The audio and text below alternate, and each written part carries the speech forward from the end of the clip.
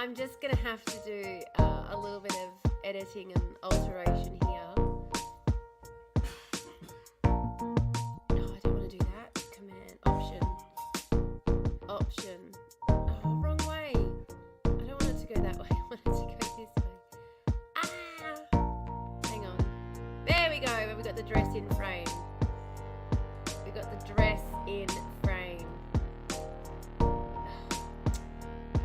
Hello.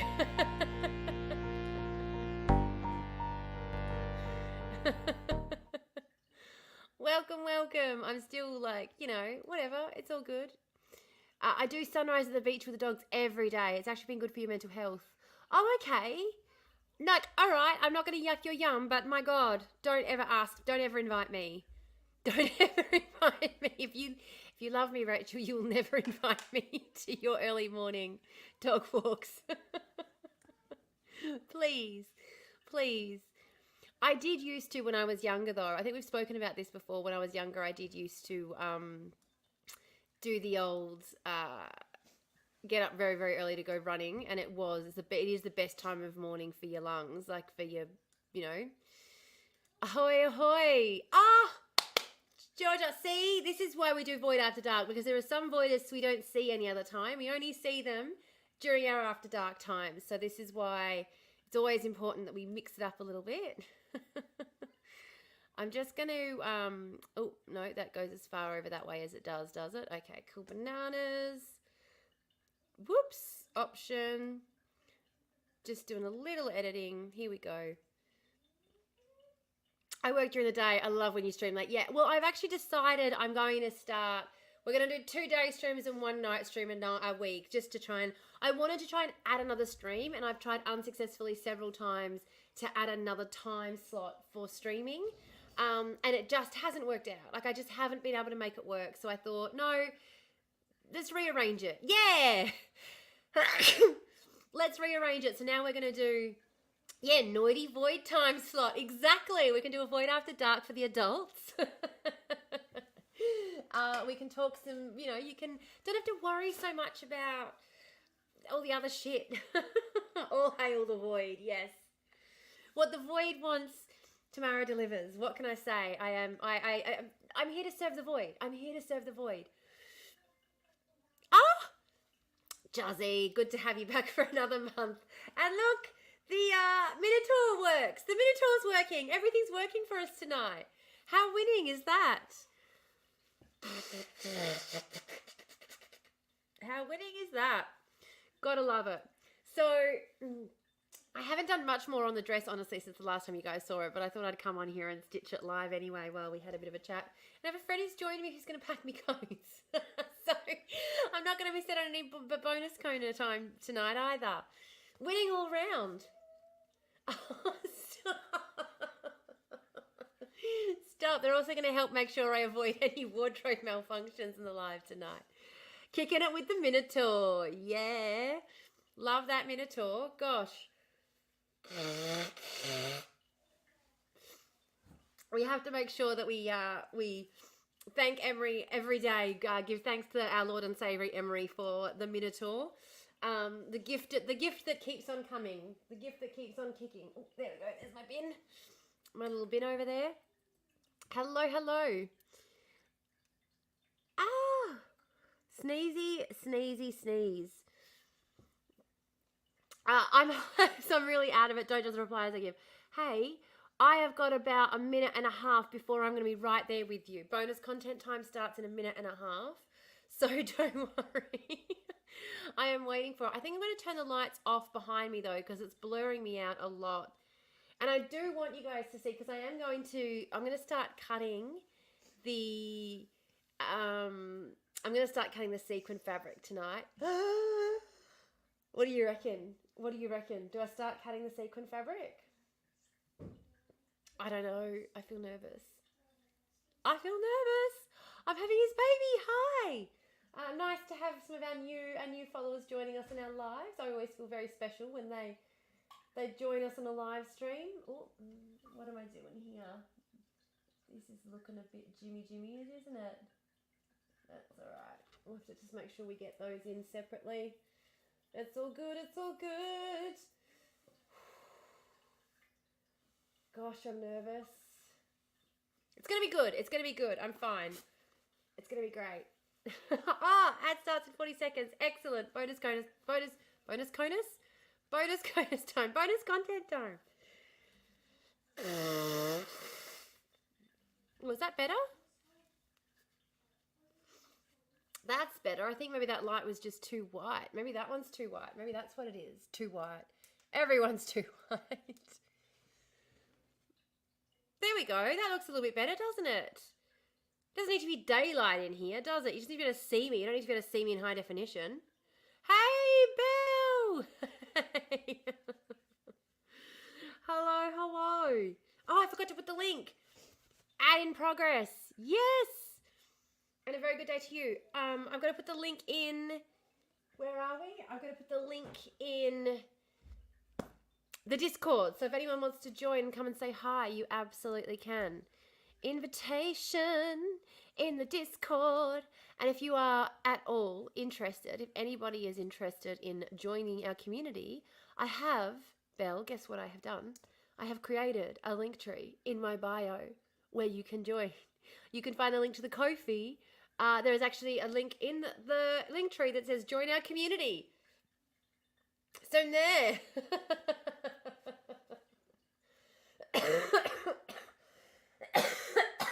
Excuse me, bonus content time. Bonus content time, excuse me, momentarily. I would jump up, but all the meds I'm taking are working. Oh, yes, I do know what you mean. I'm so happy for you. Link trees. Yes, the missing link. Absolutely. I know. I did it. And it was like, I think I sent it. Did I send it to you? I don't know if I sent it to you or not. But I saw an Instagram reel that was like, when you do that first, you take that first hit, and suddenly the ADHD paralysis is gone, and you do all those things you've been avoiding, and I'm like, whoa, yeah, that was 100% me. I kid you not, with the link tree last night, but I did it. Yes, very excited. So the link is in there anyway for anyone who does want to join. I am going to be sewing my dress and just having a chat and talking about whatever's been going on for the day. I'm going to go and get and also we are trying to raise money for our lovely family in Gaza. I'm just going to put a little sign up behind me while I work that says support our family, link in bio. Or link in bio. Where, I don't know. Maybe I just say link in bio. A big sign that says link in bio. It is the first link on my link tree as well, is the GoFundMe for Wael Abiraida's family to try and again, we haven't heard from them now in over a week, so we're very, very concerned and very worried about them. But we still are raising the funds, hoping beyond hope that they are going to be okay and we're going to be able to get them out. Please feel free to like, share the live, do all those things, like tap your screen, really helps. Sign. I need a sign. I'm going to talk to you because you're here and talking to me and nobody else is talking to me right now. Well, I mean, they could be typing, but it's going to take me a little while to get it. What should I use as a sign? What can I use as a sign to put up behind me? Yeah? Anthea, hello. The link, again, everyone who's joining, the link is in Discord. If anyone does want to join on screen, you do not have to in any way. Blink in Lio. Yeah, blink in Lio. But absolutely happy to have everyone here. And we are over on the Twitch. I feel bad that everyone has to sort of like do both with me at the moment. I am going to redo this layout as well because I do quite like the fact that I can have the wider camera lens on here and you can all see me working on it for the 24-hour stream. Like, I am enjoying that. That's a nice soldering iron you have there. Where do I have a soldering iron, Juzzy? You're on Twitch and... yeah. You don't. I need one. I need a soldering iron. have a link tree. Like, I'm so impressed with myself. I have a link tree. Oh, that's a good idea. Because then it can, like, have it hanging over the back of the chair a little bit. Link in bio. Just watching the comments here. Yeah, keeping an eye on things. Keeping an eye on things. Oh, no, this is your music notepad book. You sure?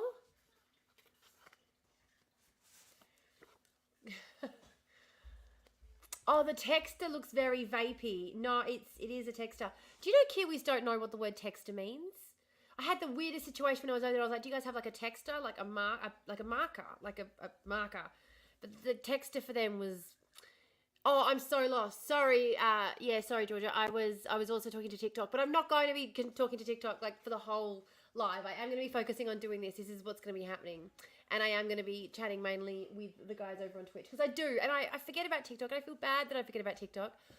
But to be fair, TikTok is terrible. We're raising money. Oh, that's a bad texter.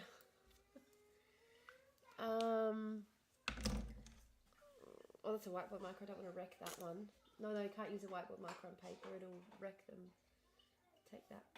Give you that one back. Is there... A soldering iron so you can make a certain French revolutionary implement. Yeah, the brand. It's a brand of marker, but it was just so bizarre to me that that I was like texter, and everyone was looking at me like, what are you talking about? Like, what have you been smoking? And I was like, what? Talking to me, I didn't know what I was saying. Yes, texter is a brand. That could be why. Yeah, like when you ask for a Band-Aid or a Kleenex or a Hoover.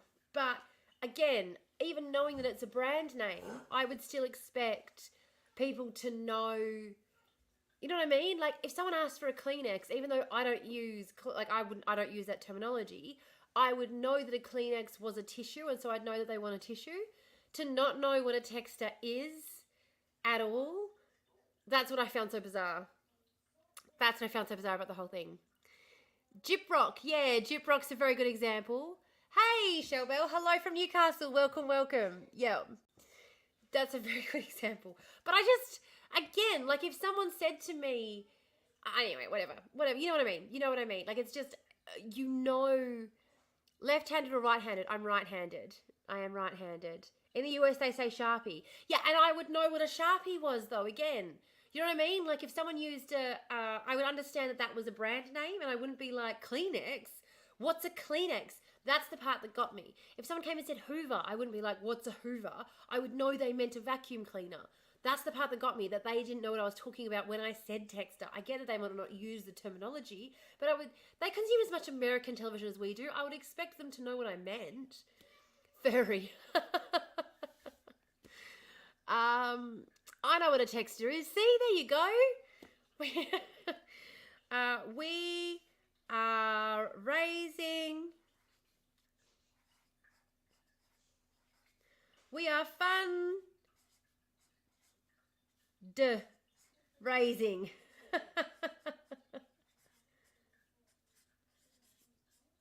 Link in bio. Hoover was a brand in the 70s. Yeah, I'm left, so Twitch is the correct view. So the dress is on my right. Yes, that is correct. Twitch is the right way around. TikTok is mirrored. Is mirror image. Yes. Oh shit. Now you've just made me realise about the writing, which way around I'm writing. Where are you from? I am from Western Australia. I'm in WA. No, I'm just going to have to do it both ways around.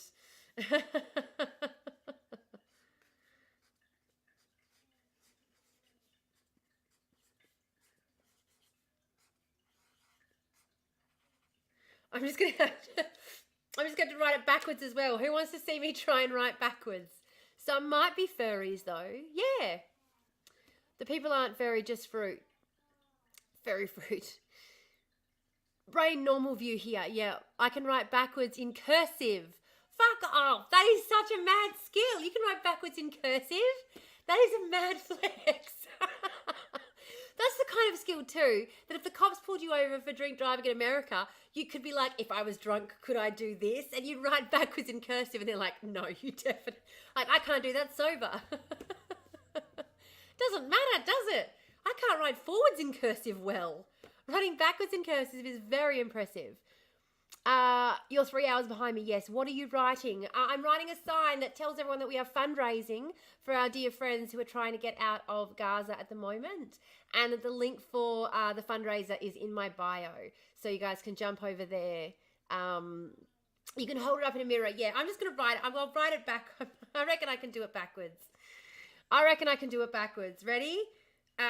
G. How do I do a backwards G, first of all?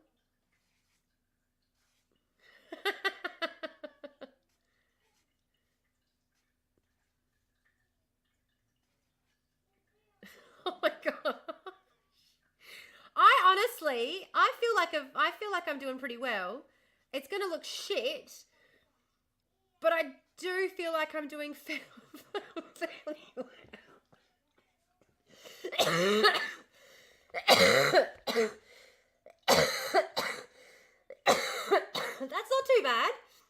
That's not too bad.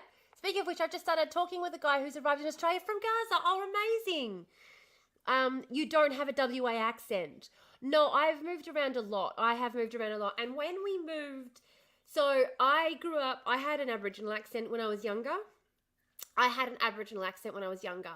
I didn't realise that was what it was even until a few years ago. But I grew up with a pretty heavy Indigenous accent. So when we moved to the city, when I started going to a private school, because we were, I was a, kid? I was a scholarship kid.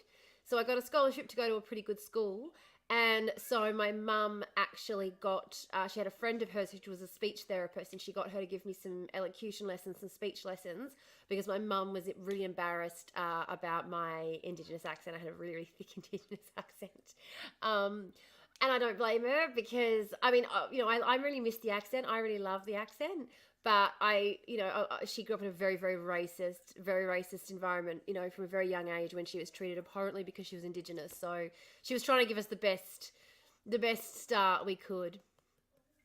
Raising looks good. It does, yes. It does. But I have had the problem, I was going to say, get your kids to make the sign. Good idea. It just go on and on, my friend. Yep. It's a song that never ends. But, yeah, I have now had the problem because I was taught to speak in this high Australian accent. I have the problem that a lot of people mistake me for being English. Even Aussies will say to me, oh, whereabouts are you from? I'm like, I'm from Kununurra. And they go, no, you're not. I'm like, yeah, yep, born and raised up in Kununurra. Then we moved to Alice Springs. That's where I spent my formative years, in the Kimberley and in the middle of the outback. And people think that I'm a city slicker even now. People are like, oh yeah, people from the middle of like the Sydney western suburbs telling us how to live out here in the country. I'm like, mate, the closest fucking, what do you call it? The closest, I don't know, what do I call it? What do you only have in cities? I don't know. The closest Gloria Jeans is 5 hours away from me. Oh, you lived in Alice Springs. Oh my goodness. I lived in Alice Springs. There you go. My sister was born there. Oh, the posh Aussie accent. Yes. Only for just over a year. And if it was any time in the last 20 years, I wasn't there because I'm old. I'm very old. My Chisholm accent comes across as stick up bum. Yeah, I've had that problem too. I went to speech classes too, so I can tell. Talking your original accent just for fun. I actually really struggle. I really struggle to talk in my original accent. I do. I can. It does come out more when I'm tired and things as well, but even if I try, I'm like, okay, I'm going to try to relax my mouth. Because it's really kind of like you don't even move your mouth an awful lot. Like, it's really relaxed. It's real chill. It's real ochre. And a lot of it's got more to do with even... I can't even do it properly anymore. I really can't even do it properly anymore. It's really hard. I need to wind down for the night. Nighty night. Night. Thank you for joining us for our little chat. You can hear it. Yeah, it comes out more when you speak with mob. It does. That's true. That is true. It really does come out a lot more when I speak with mob. It very, very, very true. And when I'm out in community, it does too. But I do find, yeah, I do find there's a tension in my jaw that if I'm conscious, I'm trying to speak and I'm conscious, I can't get rid of that tension in my jaw. So, yes, do it. But I remember when I was traveling when I was younger, hey, it's favorite username.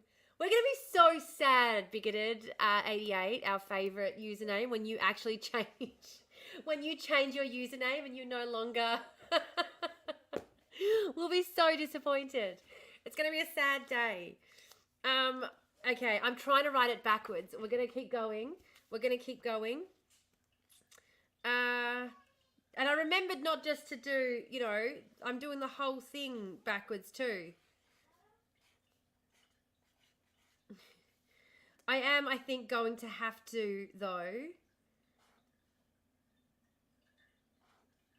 Oh, far out. Which way around do I want the end to be? Do I want it to be... No, it needs to be that way, doesn't it? What way around do I need the end to be? That, it needs to start up this side. Yes.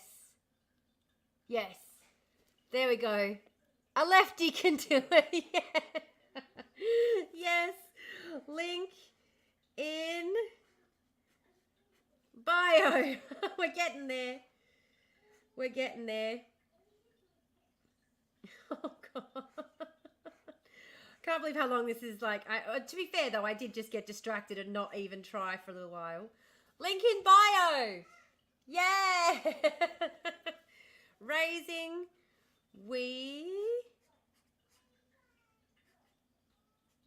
There we go. I'm doing block letters. Oh, why didn't I think of that to begin with? Block letters, so much easier. Perfect. Block letters, guys. Why didn't I think of that?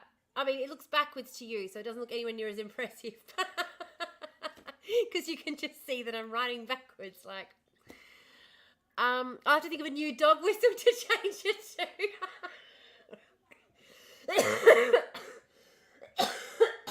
Can you imagine trying to explain that it's an inside joke, that we have a dog whistle so you know it's an inside joke to the general public if it ever came out?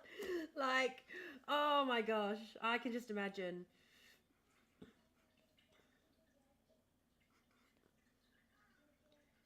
We are fun.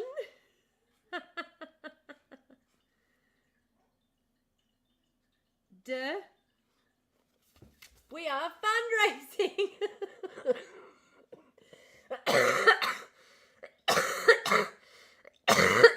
This is a fun exercise. Yep. Capitals. That was the way to go. Capital letters. Now, trying to get more members for the state branch. Okay, I'm good. Had to sit down with a local homeless charity. Fantastic. Oh, Ed, you give me hope for the future when you say things like that. Are you sick? I have a chest infection. It's colloquially known as pneumonia, some kind of pneumonia that doesn't require, well, okay. My doctor said if it isn't cleared up soon that I will need antibiotics and I will have to go back and get those, but to try and get over it myself because I'm young and fit and healthy and it's quite antibiotic resistant and we're having lots of issues with antibiotics. And also, like, in a regional location, we also just have issues with antibiotic supply. So the doctors are all very much like, look, first try and get over it on your own. And I'm asthmatic as well, so the doctor is aware of that and has taken that into account and is like, it's not like we're going to let it go for months and months. I've got a follow-up appointment for another week to see how it's going. And I've already noticed that it's clearing up, so I'm not worried about it. I'm happy to wait. This isn't a case of, what I'm trying to say in case anyone gets the wrong end of the stick, this isn't a case of doctors brushing me off out of medical neglect. This is a matter of, do you have a printer? Yes, I do have a printer. I have a printer, but that doesn't mean that it's hooked up, working, or has ink.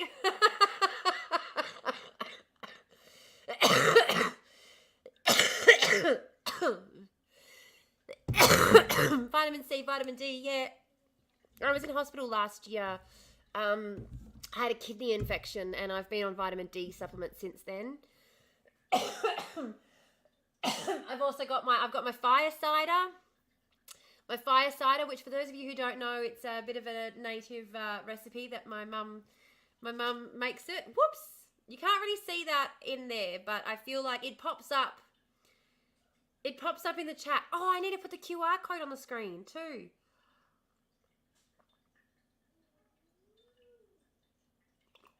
I need to put the QR code up on the screen. That's what I'm going to do.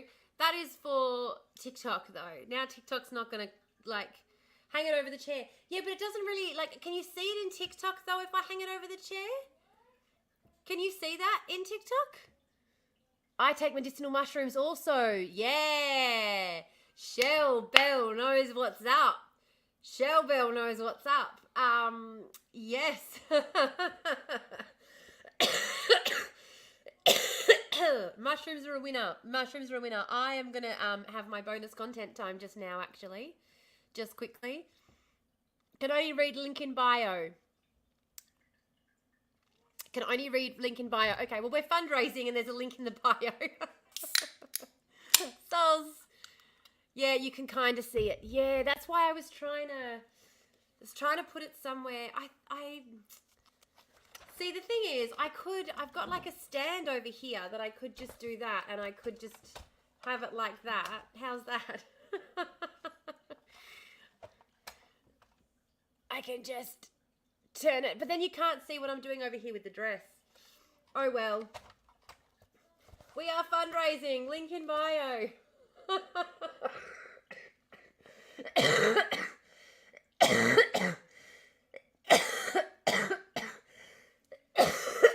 Anyone else having trouble seeing the chat? Over on TikTok, you mean? Oh, sorry, over on Twitch, you mean? On YouTube? Weed calms me down. Yeah, link in bio does still work. You're right. Link in bio does still work. Just want to make sure. Oh, that's why. Yeah, because I'm talking in another. Another frame as well. It does confuse people a lot. I do apologize for that. It does confuse people, but we do want to try and make our meetups like this as accessible as possible. And TikTok does not, unfortunately, have the most accessible chat functions for people who are trying to participate. So yeah, we try and, you know, do what we can, do what we do. Oh, now I need my light here though. This is annoying. I'm on TikTok. Sorry, I just joined. No, you're not. That's fine. That's fine. And it doesn't make a lot of sense if this is your first time here too. Don't stress. Like, anyone who stumbled across my live for the first time and is like, who the hell are you talking to? It happens at least 3 or 4 times a live. Don't stress at all. Like, I got no problem explaining to people that I'm talking in 2 and 3 places at once. Don't stress. Absolutely don't stress. Turn the lights off so you don't start a fire. Oh, yeah, but I want the light on. I need to, I need to find something else for it to lean over. So that I can take my light back. I need my lights. They make me look pretty. Shut up. Oh, dag. Oh, do you mind turning the kitchen light off?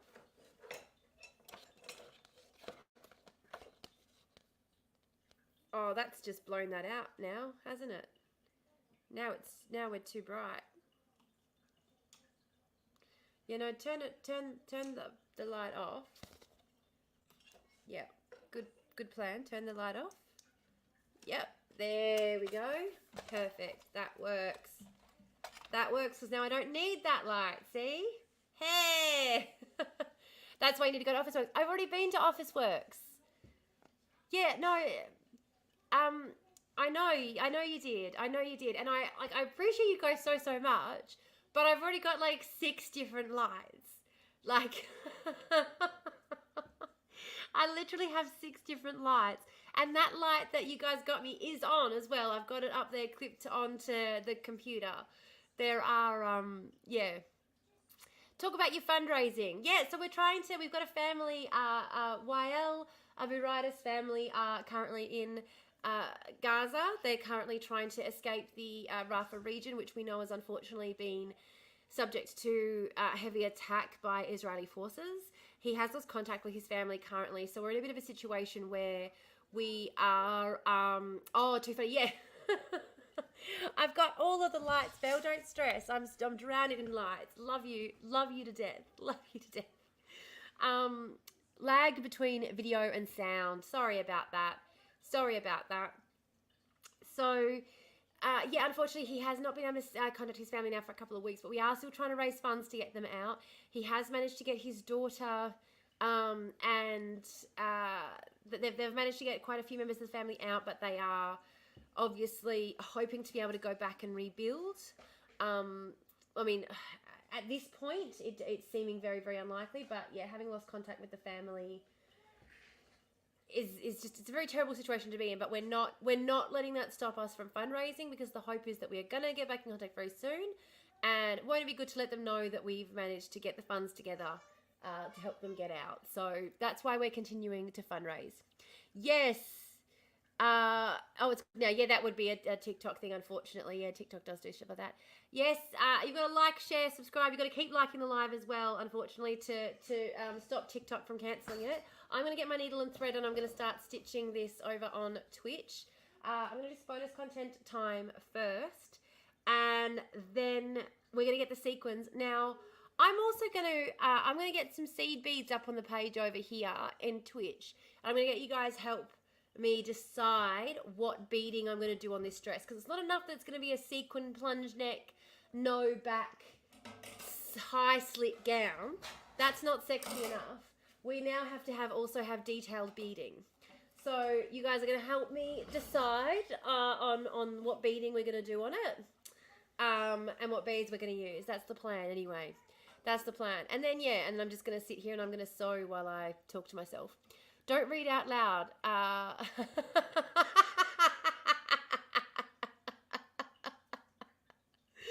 love it.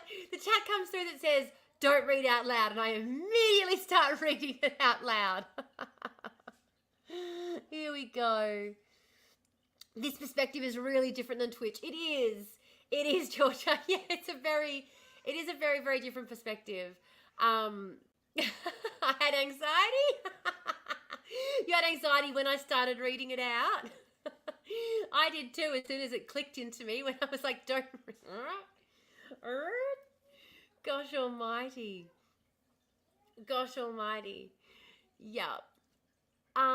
Link in bio still works. Yeah, true. Just link in bio even just works. Absolutely. Yeah, and I honestly too, I really just love sewing, so I'd be happy just to sit here all night on live stream just stitching this. Like, that wouldn't bother me if I didn't even have any company and I was just sitting here quietly stitching this with music playing in the background. So, by golly gosh, yeah. Oh, God almighty. The perspective's different, yeah, because you can see more of me, can't you? You get the whole body shot. I feel like every time I get up, I'm doing a little bit of a modeling thing for TikTok. I always feel a little bit like every time I stand up, I'm secretly... I don't know, like I'm secretly flirting with TikTok. Just being like, oh yeah, look at my ass as I get up and walk away.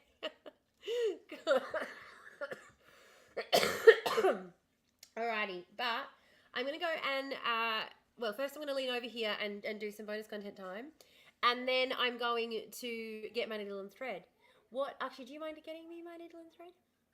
Hey? In the kitchen, in the laundry. You'll see it on the floor, the cotton. But my needles are all like attached to sewing projects. I think if you just one of them in the, do you want me to? Good job. Good job. When I wear shorts, when I wear shorts and the chat decides to comment on it, that definitely has that effect. For sure. I'm going to extend the view a little bit more on the camera. Let me know. Oh, no, not that. That's not what I wanted. There we go. I do have a visitor. Yes, I have a visitor. I have a visitor. Did you not? Oh, of course you wouldn't have heard me talk about my visitor earlier. That's okay. That's okay.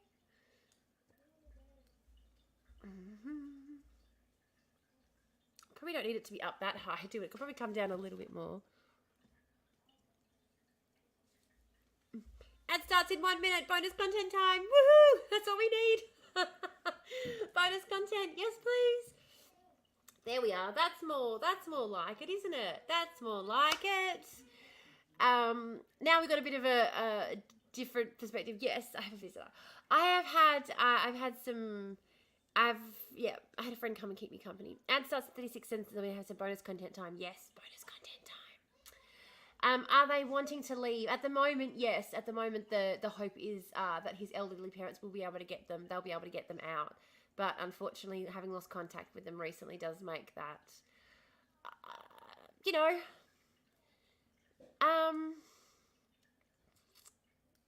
anyway, we're hopeful. We're hopeful.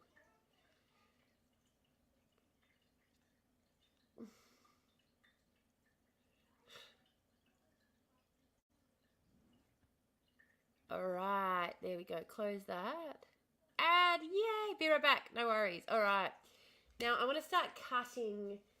Well, I can't start cutting until I've done the stitching, but I'm going to stitch it in two different sections. So I'm going to do the skirt and the top separately, and then I'm going to stitch them separately, and then I'm going to cut them out of the sequin fabric and stitch that on separately.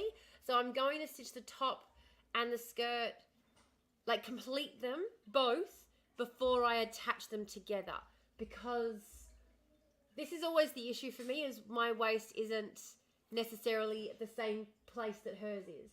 Her waist is down here. Mine is a bit more like up here.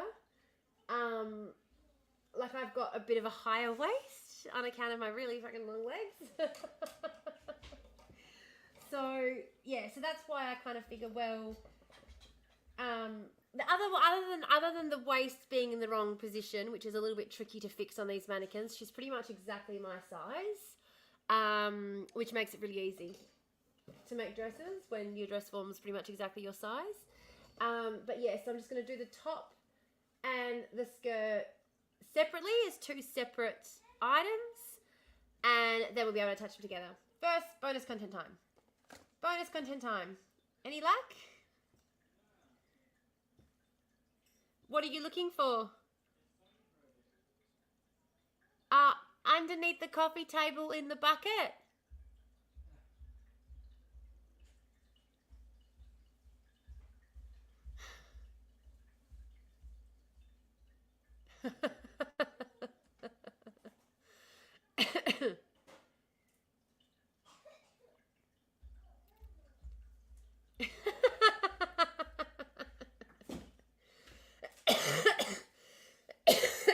What about there we go.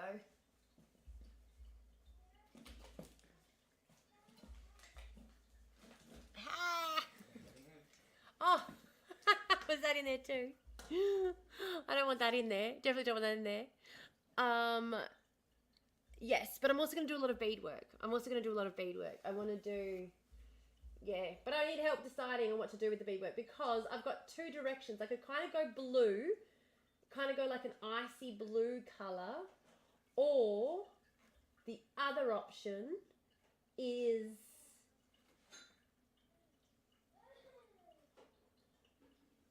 other than doing icy blue,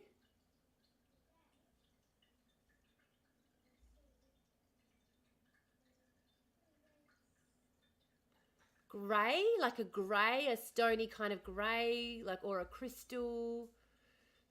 That's an embroidery needle. That's okay, there'll be one in there. That's all right, don't stress. I've got all of these. I've got like 100 little tiny white or like pearlescent little seed beads that I can, you know, that I want to use because I already own them, that they're already here. So that's definitely easier. I think I only had 3 meters of this linen fabric too, which is about all I had of the sequin fabric. Yeah, I think it's going to be enough. I think it's going to be okay. Belle's back. Yay! It's all right. I was just talking to myself. It's fine. Oh, did I steal your Pepsi? No, I didn't. Yeah, it's only been opened. It hasn't even had a sip taken out of it. I didn't steal your Pepsi. There's one there for you. I'm going to make the camera bigger so that I can stitch this on live until it's done. Nothing wrong with talking to yourself. I'm not talking to myself. I have a visitor. I have a camera shy friend. Is the other fabric going to cover the whole dress? Yes. So this is basically the pattern / lining. Hey, that's my Pepsi. There are now 3 open Pepsis in front of me. And I've only drunk out of one of them, but I assume I'm allowed to drink out of any of the 3 of them at any particular time. That's my assumption. So, I don't know. I'm quite excited for how it's looking, personally. We'll see. I'm quite excited for the back anyway. The back looks gorgeous. The back looks gorgeous. So saith me. So saith me.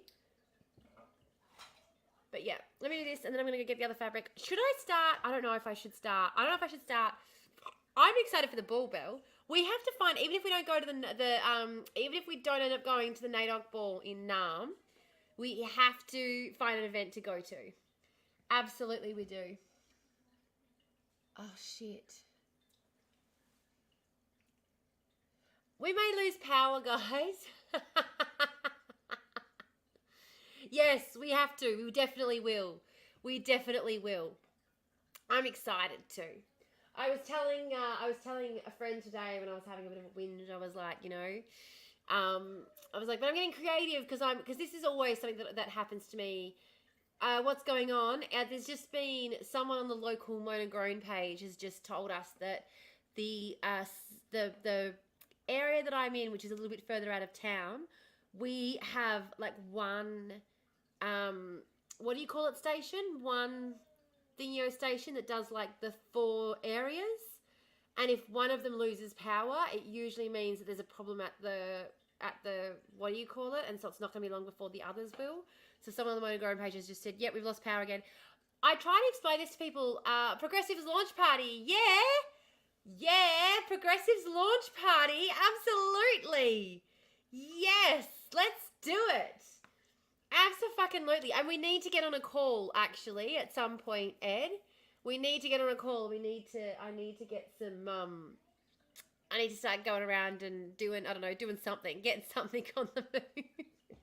Getting moving somehow, some way. I do. The only thing I am worried about with this dress, I missed the whole ad break to be able to do my bonus content on, but it doesn't matter. I'm doing it anyway. The other thing I'm worried about this dress is it is going to be July in Nam, and so I am going to freeze my tits off. I am absolutely going to freeze my fucking tits off because the tits are just out. Like you put your finger in there and it's like it's not even one knuckle and you're grazing nip. Like the girls are out. There is going to be this. I'm going to be freezing. What? What were you going to show me? Oh, it's far away, is it? It's the other end of the... Yeah, right. So it won't be our junction. It probably won't be our junction. It's damn cold right now. We've had hail today, but we just, again, like 4 seasons in one day, a bit like Nam. It was sunny this morning, lovely, and, it was overcast this morning, lovely and sunny at lunchtime, hailing by 4 p.m. Ridiculous.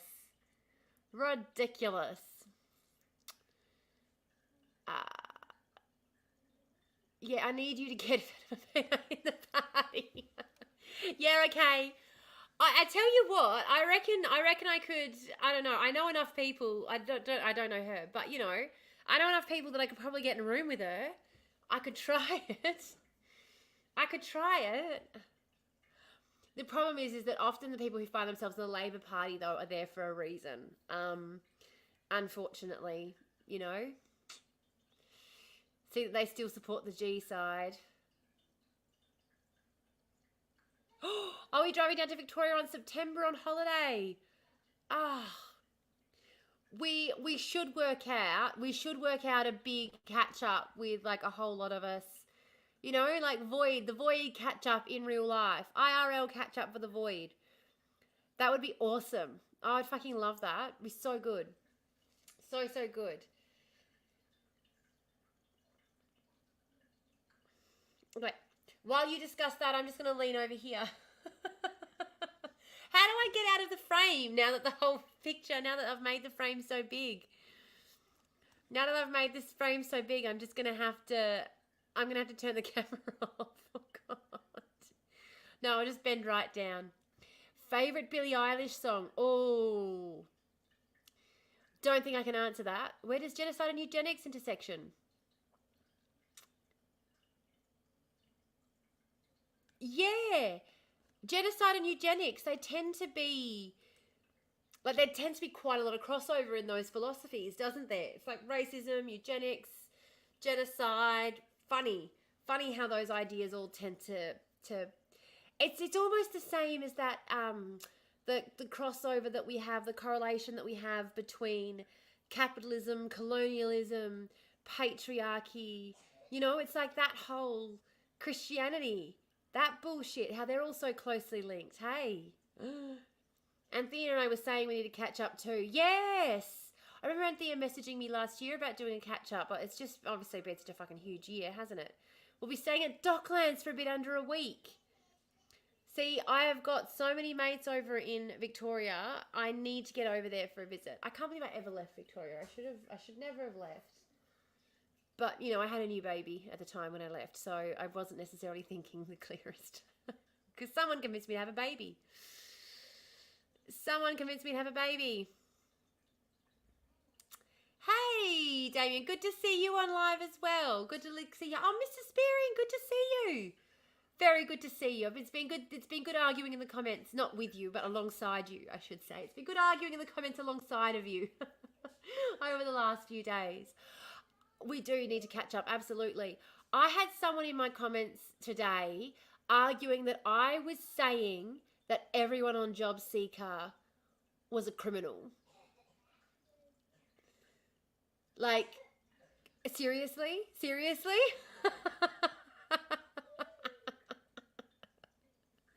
Like, what the fuck, people? What the fuck?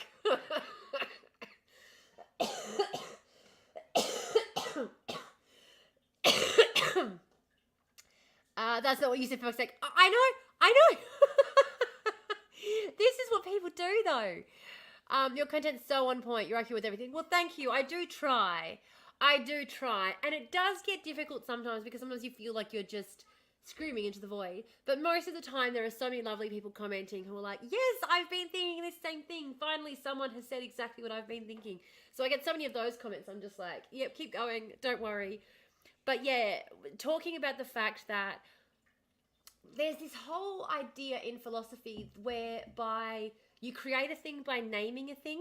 So by calling it that thing, you create it, right? You create it into being. I forget what it's called. Anyway, it's a very basic idea. I'm not explaining like highbrow philosophy at all. I just, like, names, words escape me. But with the idea of labeling as, like, labeling theory in criminological study tells us that when we, I must say, Drunk Tomorrow speaks a lot slower. Yes, I do. I'm much slower when I've had a few drinks. But when we label someone as a criminal, that then gives us permission as a society to treat them as a criminal. They become a criminal because we've labeled them a criminal. And that then means that they are now outside of society. They are part of a class that is considered subhuman in some respect of society. We are allowed to do things to criminals that we're not allowed to do with other people. We are allowed to remove their rights to walk around in society. We are allowed to isolate them. We are allowed to monitor them a lot more closely. Like, we create a subclass of category of human by labeling people as criminals, and we create behavior and we call behavior criminal because we want to control that behavior. But it doesn't mean that that behavior is immoral or wrong, that people who are doing it have something wrong with them. We, as a society, have just decided we want to try and stop a particular behavior, and so we criminalize it. So when people say, you're calling everyone who's on JobSeeker a criminal, I'm like, I'm not calling anyone a criminal. I'm saying your issue is crime. I'm telling you how to stop crime. Because the people we label criminals are the people who don't have enough to get by, the people who are struggling. The people who are doing the immoral stuff that is actually damaging to our society, We don't label them criminals. We call them CEOs and politicians and Fortune 500 owners, and we call them the elite, we call them the bourgeoisie, we call them the owners, the people who own the means of production. We have different labels for those who are actually acting abhorrently in direct opposition to our needs as a society. We give them different labels. We don't call them criminals. Like, for example, like some of the worst ecological disasters that have been done in this country have been done with the full consent, understanding, knowing of the board of directors of massive conglomerates and organizations, and they've gotten off scot-free with it, with things that are considered crimes. No one's been labeled a criminal. They've been asked to pay a fine. They've had to go through some kind of arbitration. They've had to go through some kind of like internal review. There are so many ways that we control behavior that we deem as being like, oh, we don't really like that behavior, that we don't put through the criminal justice system. We don't label people as being criminals. There are a very particular group of people that we label as criminals. And it's not the people who are really doing the worst by us in terms of negative effects upon society. Jinx, yeah. Frozen in a blizzard, huh? What? Yeah, wishing you pregnancy. Hey, Fluffy Duck, long time no see. Yeah, I think the same thing, yet too afraid to skate up, scared of the government. There's so many people who say that same thing as well. I thoroughly enjoy how passionate you are when you talk. It's scary, but also great. Hey, and I have got to say that I am like that in real life too. I struggle to tone it down in real life. Like, I'll be on the phone talking to someone, and I honestly have to be like, whoop, take a breath. Like, you know, a lot of people are just like, oh my God, calm down. I'm just like, I have this much passion and enthusiasm for these topics and these subjects because I work. Fluffy, get him in Twitch. Get in the Twitch. Yeah, come on, Fluffy Duck, get in the Twitch. What are you doing? What are you doing on TikTok? We're allowed to be all kinds of naughty over on Twitch. People who steal from the supermarket to feed their kids, for example. We could just give them food. Exactly. And we want to label those people as criminals because they've taken profit from Coles, but we won't label Coles criminals when we have farmers who are like literally burying cherry tree farms that have existed for centuries. If anyone saw the Four Corners investigation that was released recently, because they have been screwed down so much that they can no longer afford to keep operating their organizations. They have been swindled ridiculously by these corporations. There's been corporate espionage going on. We know that they've been operating completely illegally. We know that they've been acting in ways that are against the law as well as immoral according to our sensibilities as Australians. We know that, but they aren't going to face any criminal prosecution. But the mum who steals baby formula from Coles to feed her family will. We'll label her a criminal, but not the Coles and Woolies CEOs who have driven farmers to unalive themselves through their bad, shady, illegal business practices. Woolworths just stole hundreds of thousands from their staff in wages. Where's the penalty for them? Exactly. Corporate theft makes up more than $13 billion worth of theft in our economy. Property-related crimes isn't even a percentage of that. It's not even 1%. Like, property-related crimes in terms of cost to our economy, taking out the criminal justice process, like taking out our decision to prosecute it in terms of the effect it actually has on the economy, it's about like 1% of what corporate fucking crimes do. But if staff steal to feed themselves, instant criminals, absolutely. Coles owes me $20,000. I'm gonna get it back one way or another. Good for you. Yeah, he did. Yep, the Coles CEO admitted that his salary was massive after being questioned. But he won't. This is the problem as well, because we used to have the same thing when I was working for Big W back in the day, or Target. It was Target that I worked for. We were expected to clock in.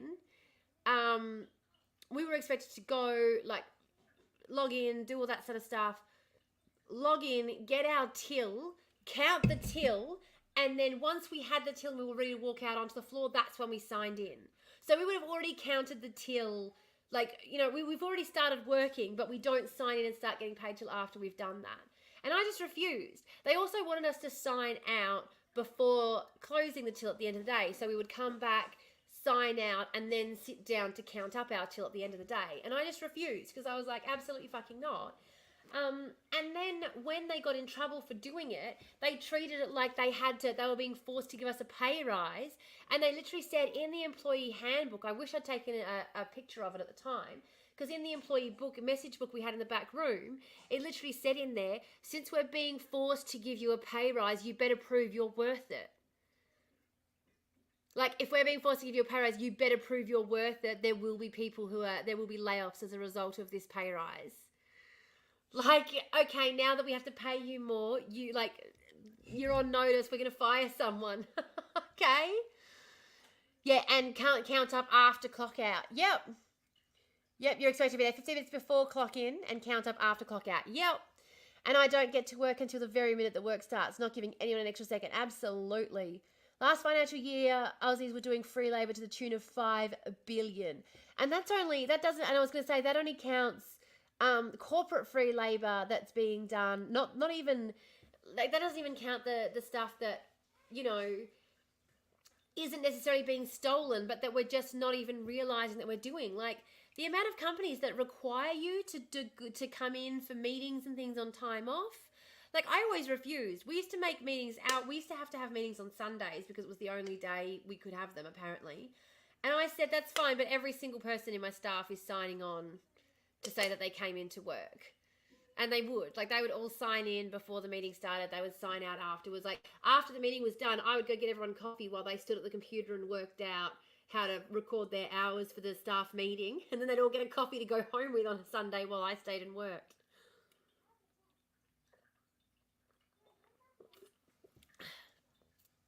That didn't happen at Big W, not at my store at least. Wow, there you go. Hey, Mr. Spearing, hello. I had someone try and tell me some people don't deserve to be paid well. What? Fucking hell. I'm on 9.5 hours and I got a warning for being 1 minute late today. I was working in a place that was docking us pay for signing in and out. Like, we had to sign out on this thing. And they sent me an email saying, you're regularly 3 minutes late for sign-in, because I would come into the office and I would stand there trying to sign in and the thing wouldn't bloody work. And I was like, yeah, if I didn't have to sign in, I would be able to get to my computer and log into my computer on time if it wasn't for the fucking sign-in machine always fucking up and not working. But they sent me a thing being like, you're regularly 3 minutes late. And I was like, yeah, and I also regularly miss out on lunch breaks. So, fuck off.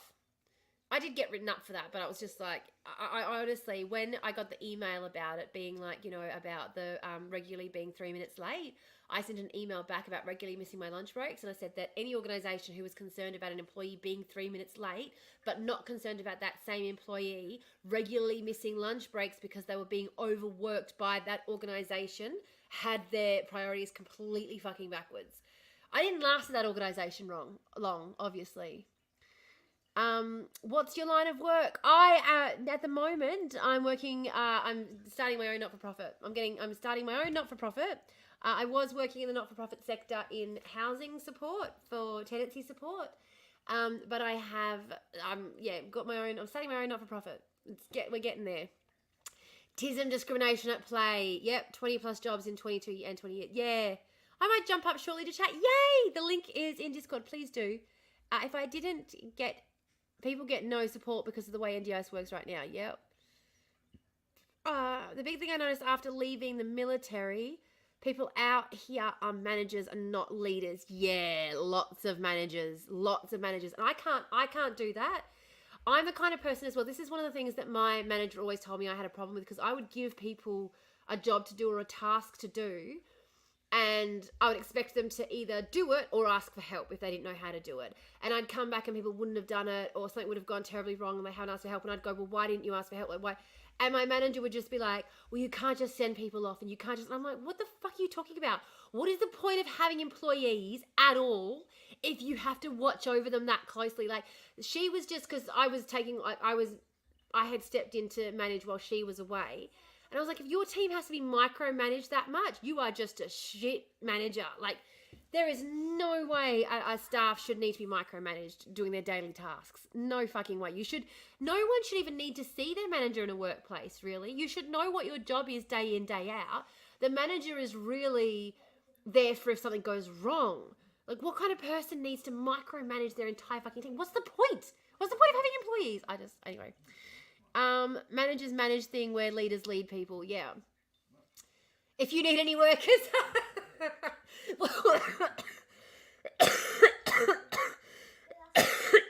I remember when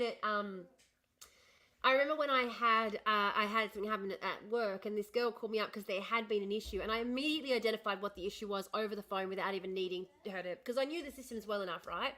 And I said to her, mate, do not worry about it all. Like, I stepped her through the process of how to correct the issue, and I said, do not worry about it all, I'll fix it tomorrow. She then got it into her head that I was annoyed, and she tried to fix it and ended up making the problem even bigger, and I was just like, oh my God almighty. But all I keep thinking whenever I would have situations like that, all I would think constantly is, what the fuck is wrong with people out there that this is how terrified people are at work? People are so scared at work that a manager giving them a direct instruction that's basically, don't worry about it, I'll sort it out later. Like, that's an easy fix. That's something I can manage in the morning. You know, it's a Thursday late night shopping. You have got a job to do. You're out, you know, it's one of the busiest sales periods. You've got people coming in to buy things. I can fix the computer system in the morning. It's not a problem. But again, like, other managers obviously have not treated people this way, and so she's panicked and gone, no, I must fix it. Yay, Bobby Duck, hello. So she's panicked and gone, no, I must fix it, and made the problem even bigger. And I'm just like, why? And she goes, because I just knew if you came in the morning and I hadn't fixed it. And I was like, I had already verbalized to you on the phone that I knew I was going to have to come in and fix it. Like, I said, it's fine, I can fix it in the morning, it'll take me 2 seconds, don't worry about it. Like, but that's how damaged people are from employment, that she literally had like a PTSD response to me saying, I'll sort it out. Because in her mind, it was like, oh my God, if I leave something for my manager to do, they're going to fire me. Like, what the fuck? That's my job, is to fix the problems. Yours is to do your job. You've been employed as a customer service assistant. I get paid the big bucks to fix the issues. I'll fix the issues. You don't need to worry about it. Go do your job. Like, managers are fucking assholes. All of them. Like, all of them. Fucking hell. I won't do it again. If you're telling the hierarchy how bad they do their job, you're counting the days till they screw you. Yeah, very true. Very true. And this is why, again, I can't... I am starting my own not-for-profit where we can literally say to people, oh, this is your department where you're going to go do this thing, like, off you go. Because this was the problem I had in my last job. I had a department to manage. I was managing my department perfectly fine, like, doing a great job, but because I was, like, it pissed off the CEO that I knew what I was doing, basically, is what it came down to. So, did not like that. But she was a micromanager pretending not to be. She was doing the same thing. She was kind of saying, yeah, we're all very casual around here. You don't need to worry about that. But the reason that she was saying all of that was because everyone was so scared of her that they didn't do anything. Oh, guys, if you don't mind, if I can ask you to like the live, because TikTok has given me a warning. This live is awesome tonight. Thank you, Damien. TikTok's restricted it, which means I am about 5 seconds away from getting booted off, and I cannot afford to get booted off TikTok right now. And last time this happened, I did have to just end the live in order to avoid getting booted off, because it fucking... hate it when the app does this. It broke my soul. Told her that nothing here matters. Yeah. Nothing here matters that much, and everything can be fixed. Exactly! One of my employees told me she cried at home about a mistake. Oh, that is so sad. What's your experience with landlords as a housing worker? Landlords are assholes. Every single one of them. Every single landlord on the planet completely misunderstands the entire point of housing. Housing is a human right. Housing is a need that we have decided to commodify in order for certain people to be able to have a certain quality of life that we advertised and told them that they deserved. They now think that their asset, the means by which they make that money, is worth more than the human beings who require it for their existence. And I'm sorry, but I would rather burn every single motherfucking landlord's house down than have that myth persist in our communities. I'm not even fucking kidding. Every landlord, Mao had the right fucking idea. I don't care. If you're a landlord, like, I do not fucking care. Do not fucking care. Louder. Yes. Yes. Yeah, internalized misogyny. Women don't have to be nice and quiet. Absolutely, they don't. And the louder women are, the better things get for people on a whole. Real estates are just nasty. Yep, absolutely. I've come from a long line of real estate agents. I grew up hearing tenants are scum. Like, I grew up around that sort of talk. The idea that tenants are scum is just so pervasive amongst real estates. It's very common to hear them talking about it like that. My branch manager told me it was a bad thing I had too much empathy towards my staff. Apparently it was a bad thing. Yep. Yeah, the vibe don't match the words. Okay, bonus content time, finally. Feeling a little French. Emphasis on the burning them down too, to be honest. Absolutely. Absolutely. And anytime, like, whenever I hear anyone say anything about, okay, what about those squatters though? What about the squatters who burnt down this house? I'm like, what about them? Are they okay? Were they rehoused? Did we find somewhere else for them to go? Like, are they okay? That's what I want to know about those squatters. Like, I don't give a shit. I don't give a shit if your $1.5 million mansion burned down. What price can you put on a human being's life? We lost over 100 people in this state last year due to unhoused during the winter months. We are heading into winter. 100 people are worth more than every single fucking house that Twiggy, Gina, and all of them fucking own. They can all go take a running jump. I don't fucking care. Yes. Boy, bonus content only took an hour to get to. I know. I know, Georgia. I'm terrible. I'm so easily distracted. That's why.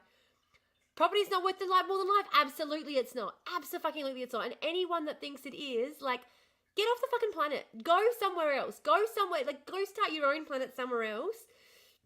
Because no, like, I don't want people who think that any property has any more value than a human being's life. And I had a bit of a nervous break. Like, the first time I really noticed burnout coming for me hardcore was when I was at uni and I was running a discussion on Dondale, the Dondale internment camp, and the kids who were in there. And one of the kids who was in there, like, we showed the footage of how he was being treated, and then I read out what he had been in there for. And I said, now knowing that this is what he has done, this is the crime that child is being convicted of, and this is how he's being treated as a result, would you call the police if a kid did this at your house? And every single person in the class was like, no, but my parents would. My parents would, my grandparents would. Like, I know the older people in my community would. And for a bunch of kids, for a bunch of teenagers, we're going to push for a housing emergency to be declared for homelessness. We need to treat it like the crisis it is. Yes. Yes, this is why I'm going to run for the progressives. This is why I'm going to run for the progressives, because we're actually going to deal with it like it's a crisis. Yes, Ed, thank you. As long as they want me, I mean. As long as they want me. Child convicted should not be in the same sentence. Exactly. We convict 10-year-olds in this country and we are putting them in bars, in prison, in solitary confinement, in actual torture situations.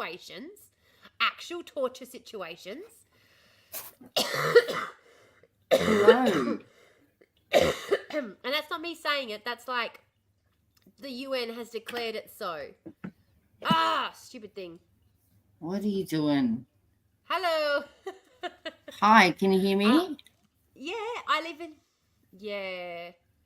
I live in my friend's shed and I feel blessed. That is messed up. Yeah, it is Kellyanne. That is messed up. Sorry, it is Liliana. Yeah, Kellyanne, child convicted should not be in... Sorry.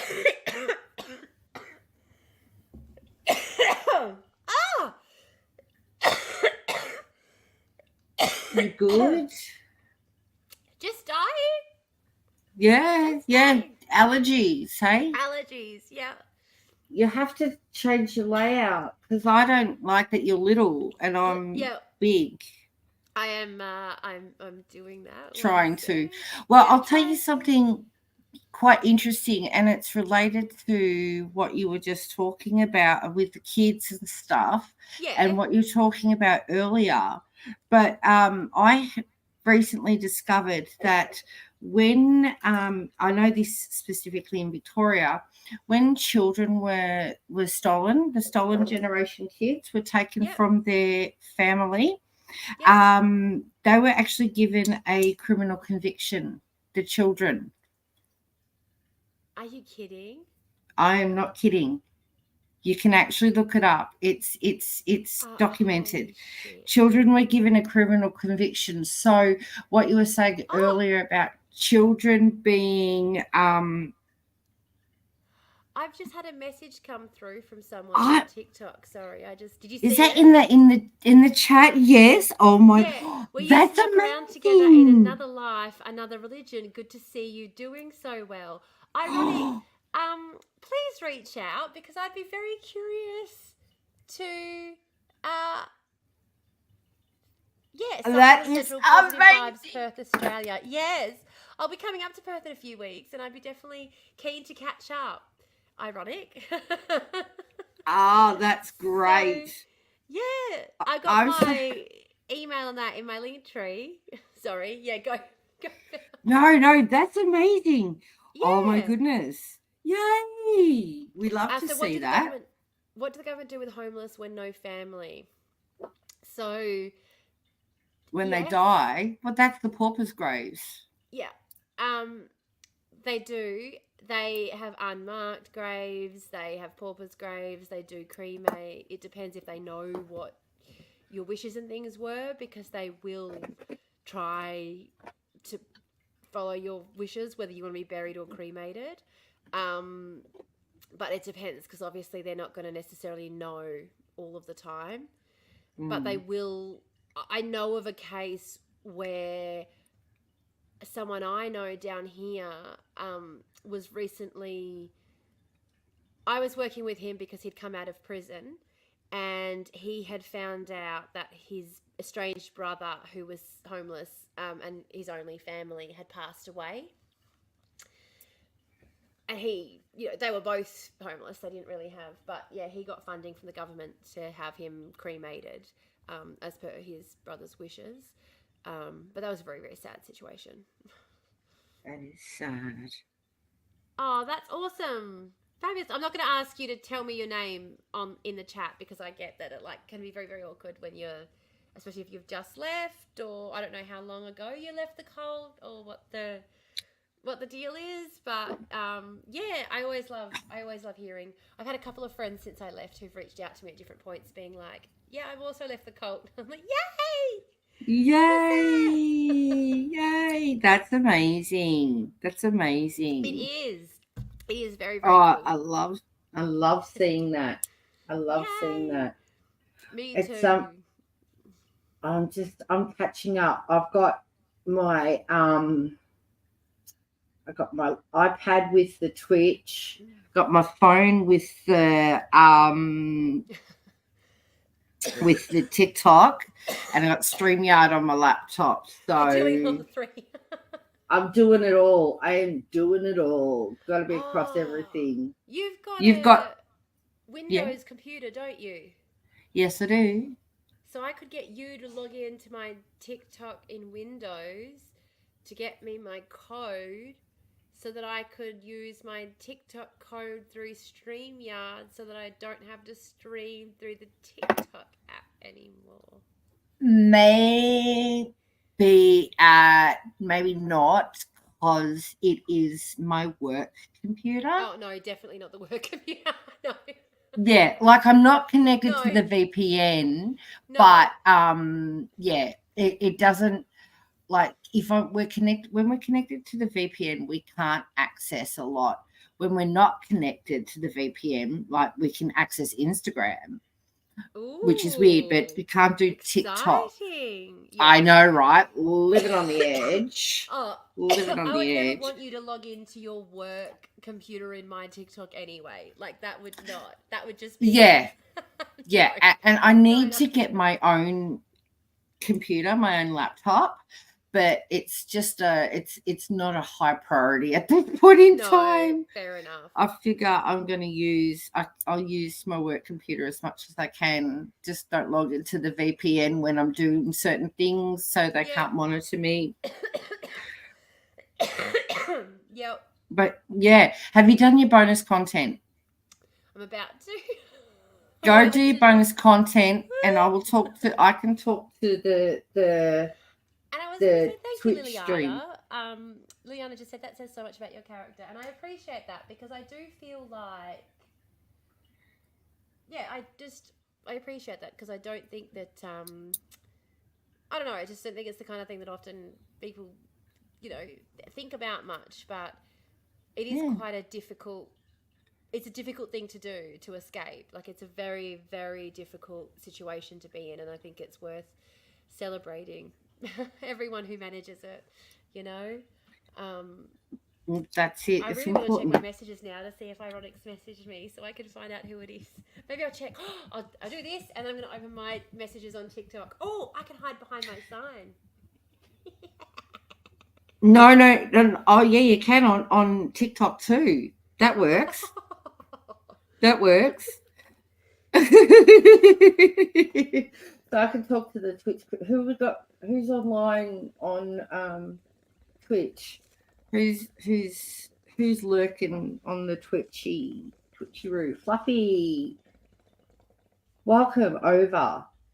This is where the fun happens. And I might do a shout out. All right. Oh, we need to. They can't see me. They can't hear me on TikTok. Keep liking. Why did you Thank you, Liliana. Make sure you join the community. You seem like a good sort. We want to keep you around. Yeah, you're good. I'm gonna follow. Just here for the dopamine, non-binary, demi, solo, poly, queer. How do you say it? Is it our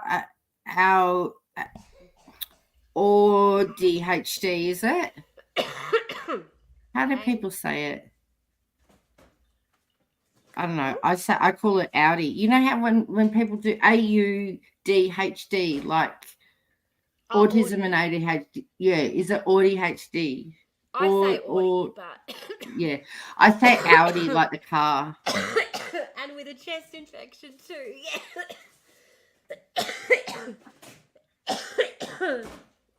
I think I say Audi because of Audi. I feel like it's yeah. But then Audi makes sense because it's autism. Yeah. Oh, yeah. I actually saw a funny I retweeted it. I think I reposted it. I sent it to you. Someone sent me a funny TikTok where it's someone was talking about the only thing that cures homeless. They're interviewing someone. Yes. No, it's Adam Conover. Adam Conover was talking to an expert in homelessness, and he said, well, what is it actually that cures homelessness? And she says, well, houses. Giving people houses is what helps. And oftentimes when you tell people that, they say, but what else can we do? And she goes, well, nothing. If people are lacking of houses, the only thing that is going to prevent them from being houseless is having a house. It's very, like, then they go, I've got this app that's going to help homelessness. It's like, well, can they live in the app? What is it that people without housing need? Housing. Yeah. Like, what? It's very logical. And yet people always go, oh, it's not a matter of them needing housing. Like, yes, it is. It's a matter of them needing housing that is appropriate, that's suitable, that is safe, secure, that is theirs. And we put so many restrictions on housing for people. That's the problem. Anyone who, for example, has a drug dependency that feels overwhelming and that they're not going to be able to overcome, they will choose to remain homeless than to go into a housing situation that is going to demand of them that they give up the drugs and go into a program immediately, a support program immediately. That it's too overwhelming. It's like, no, the drugs are the only thing getting me through. I can't even look at the idea of giving them up right now. So no, I'd rather be homeless. And then people turn around and use that experience and say, there are plenty of people out there who've been offered houses and will happily rather live on the street. It's like, no, you're not paying attention to the full context. In 98% of cases in Western Australia, when we tried the housing first approach, without the need to engage in any kind of other support programs, regardless of what situation the person found themselves in, but ensuring that those support programs were widely available and were continually offered to people so that they knew that they had access to them whenever they needed. By the end of it, very few people were able were unable, I should say, to manage their own tenancies independently at the end of a 12-month period. And by the end of 3 years, all of those who'd been in there at the end of 12 months were still there 3 years later. Yep. So we're talking about housing first as an approach that has proven to break the cycle of homelessness. But the number one thing that happens in these situations is that the housing these guys are provided doesn't come with caveats. There's no 12-month lease. There's no 3 monthly rent inspections. There's social workers who come around for fortnightly meetings and appointments to see how you're going and see what support you might need. But there's none of the pressures that we associate with tenancy in modern day Australia. And people don't realise being a tenant is like being a second-class citizen in this country. And there are many people out there who would rather be homeless than deal with that pressure, than deal with those issues, than deal with, like, 3 monthly inspections, for example, for someone who has deep, deep depression, and cleaning their house once a year feels overwhelming. Like, if you I was there. I've been there. Exactly. I think we've all been there. Yeah, yeah. I actually had at what it actually led to my breakdown, but I had I actually left a note on the day of my inspection because I couldn't be there. I left a note for the property manager to say, I've done what I can, but I can't do any more. I was that bad. And it's as simple as that. Yeah, I had a really good property manager at the time, which was great, and they gave me a second chance. And yeah, anyway, I had someone take advantage of my situation. And that's a whole other story. Triggered. But no, I've been there. I've been there where it is fucking impossible. It is, and when you, because a lot of the time when people who have active addiction is they're self-medicating for mental health issues, or and so often people who are self-medicating, we then remove from them the option to have prescription medications authorized by a medical professional because they self-medicate, which means they're at risk of abusing the corrective medication that's going to correct the issue that they were self-medicating for. Like, make it make sense. And on TikTok, Twat just said they need a stable environment to feel safe to make change, and that is 100% the case. 100% the case. Yeah. And without, and the other thing is, so when I had my breakdown and I was like, no, can't do it anymore, needed to go to hospital, it wasn't until I was safe. And then even once I got through that, the psych was telling me, be warned, now you're going to get really physically ill. And I was like, what are you talking about? She's like, you've been operating on anxiety and stress. Then to get through this situation and get you safe, you've been running on adrenaline. You've run out of all of that and you've had your little mental break. And now that you've gotten through that, your body's going to go, oh, fuck, like, so just be prepared. And what happened? You had a massive kidney infection. I had a massive kidney infection. I ended up in hospital. But the thing is as well is your body says when you're running on adrenaline and stress and anxiety, your body says, we don't have time to get sick. Yeah, exactly. We don't have time to get sick. And it's like people who don't get sick until they go, like people who work full time and then they finally take a holiday and then they get sick because then they relax. Yeah, absolutely. I used to find that I would always get sick on the weekend at school. Like I'd always get a cold on a Friday afternoon, and I'd be really annoyed because I'd go to netball on Saturday and be like, nah, push through. And then Saturday afternoon, I'd be so wrecked. I'd spend all day Sunday in bed. And then Monday morning, Mum would be like, that's a cold, 24 hours, you're fine, like, ready to go back to school. And I would be. And I'm just like, but my whole weekend, I was sick. It's not fair. I deserve a day off. Yep. Yep. It's my mum used to say that I was allergic to school. That's pretty. I like that fabric. Yeah, it was a craycation, as in, loony. Grippy socks. It was a grippy socks vacation. And I kept calling it a grippy socks vacation while I was in there, and they were not necessarily approving of that. They were like, oh, well, it wasn't that they didn't. Like, my psych thought it was great. My psych, who I don't even get to see anymore, she's no longer my psych because I graduated, because I'm perfect, guys, didn't you know? Yeah. Yeah, humor is healing. Very true. Very, very true. But my psych, who the woman who was my psych at the time, she thought it was great. She cracked up. She thought, you know, but the others were a bit like, oh, we don't want to say anything that makes it seem, you know, we're not taking it seriously. Oh, God. Come on. But I guess that's the thing. My psych was just like, of course, we're fucking taking it seriously, but we can have a joke about it too, because we don't have to be miserable while taking it seriously. Well, that's it. Being sad aren't the same. No, yeah. That you can go have on a fun. shirt. That can go on a shirt. Where's being serious and being sad aren't the same. Yeah. How do we do quote again? I can't even remember how to do half of these commands. Oh, apostrophe. Oh, I don't know how to use an iPad. Apostrophe quote, is it? And then send. Yep.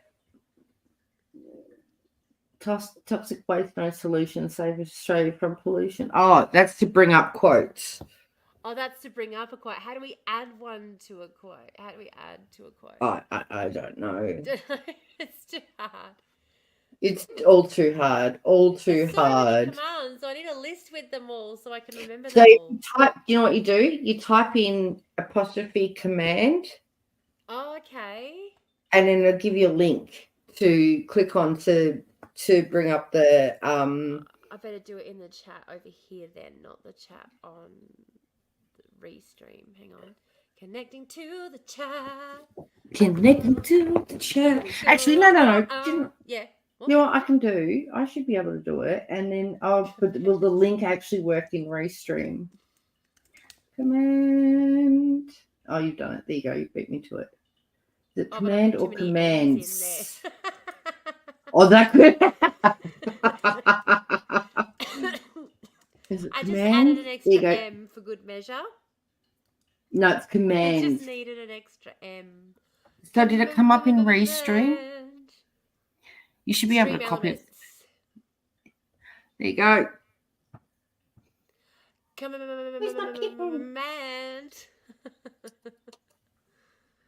Oh, hang on. I'm going to turn my camera on. We've got to watch this. Hang on. I've got to start cam. Ankles. Here we go. Donate. Docs French. Gaza. Hello. Lurk. Mods. Oi. I've broken my work the camera. Look if you look at me, my video, you can see like it's blurry in the corner down here. I can't see it. I got too many windows open, Bella. Oh, there you go. There you are. Yay! Hello. I got a kitten. Say hello. Kitty. Ah! Hello, goodness. Oh, I want to eat the kitten. When I'm working, he jumps up on my lap. He jumps up on my chair, and then he stands up and he puts his paws on my shoulder to say that he's ready to snuggle. It's so cute. He's so cute. So cute. Follow roulette. We've got all the dice in here too. We've got all the dice in here for... Don't forget, for the 24-hour live stream, guys, as well, we're going to be playing D&D. So you've got to get your characters in because I am going to be the Dungeon Master and I have to approve your character sheets. I've never played D&D. Well, we're going to. It's going to be the first for a lot of people. And it's going to be my first time being a Dungeon Master.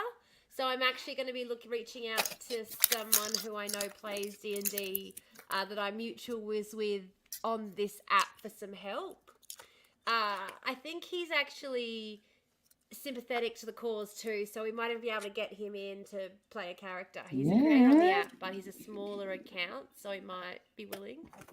I always feel like people with smaller accounts are a lot more willing. I know it sounds terrible, but I just feel like people who get over a certain amount get big heads and stop being willing to like. Well, no, that's very, very valid. That's very valid. Oh, my tummy's rumbling. I'll say level high cup. Okay. Update the stream title. How do you add a quote? I feel like... Do you have the login? Do you know your login for Stream Elements? No. I never even set the login. Emery set my logins for all things. Yeah. So you need to... You need to figure that out. I know. I will eventually. I will eventually. I just keep going. They'll come back eventually. Yeah, I don't know. I don't know. Gold star. Default commands. Oh, there's my kid coughing. Oh. Custom commands. We might have to change. Quote add. You can go quote add to add a quote. But now I forgot what I said. Is Tim the twat still in TikTok? Tim the twat still in TikTok? I'm getting some likes, so maybe. Oh, that was me. Oh, that's you. Yeah. Gotta keep doing that because it's got no restriction. Oh. I hate it when that happens. Why did you get what was the violation for? Did it say? It says themes that some may find uncomfortable. Uncomfortable. You were talking about housing. That's what it was. I was talking about the housing crisis, and that's what viewers might find uncomfortable. Oh my gosh. I was moisturising. Tim was moisturising. Well, you're no help then, are you, Tim? Yeah. What did I say? It was quote worthy, and then I forgot. Something about being serious and sad. Oh, yeah, like serious and sad are not the same. Yeah. Serious is not the same as sad. Or sad is not the same as serious. I don't know, it sounded better before. Yeah. I'm sorry, I can't. Like, TikTok isn't in the financial budget. TikTok isn't in the financial budget. What do you mean, Liliana? Liliana, just tap the screen, baby. Oh, I'm sorry, I can't like. TikTok isn't in the financial budget. Okay. I think that was the joke. Likes cost money. Okay. Yeah. I got it eventually. I had some bonus content now. You have to be a little bit more patient. Just a touch. Just a touch. I get there eventually. But it is like, it is for me as though I kind of stop masking a little bit. Like the mask comes down a little bit more. And my brain is just, instead of doing the extra work that it usually does to catch up on what someone might mean, it just goes, huh? and weeks for them to fill me in. Oh gosh. Oh, you're funny. See, I'm You're gonna finish doing funny. this hem, and then I'm gonna finish doing that, and then on Friday, while we do our weekly wraparound of the week's news, I will be sewing this as well while we discuss the news. Yeah.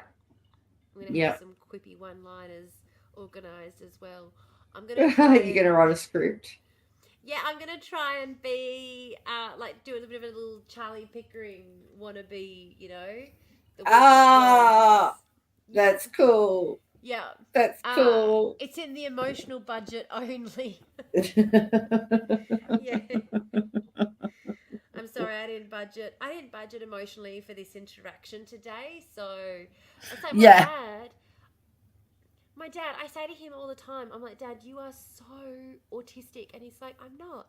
I said, you are, because immediately you saw Amy Farrah Fowler on, but this is before I realised I was autistic.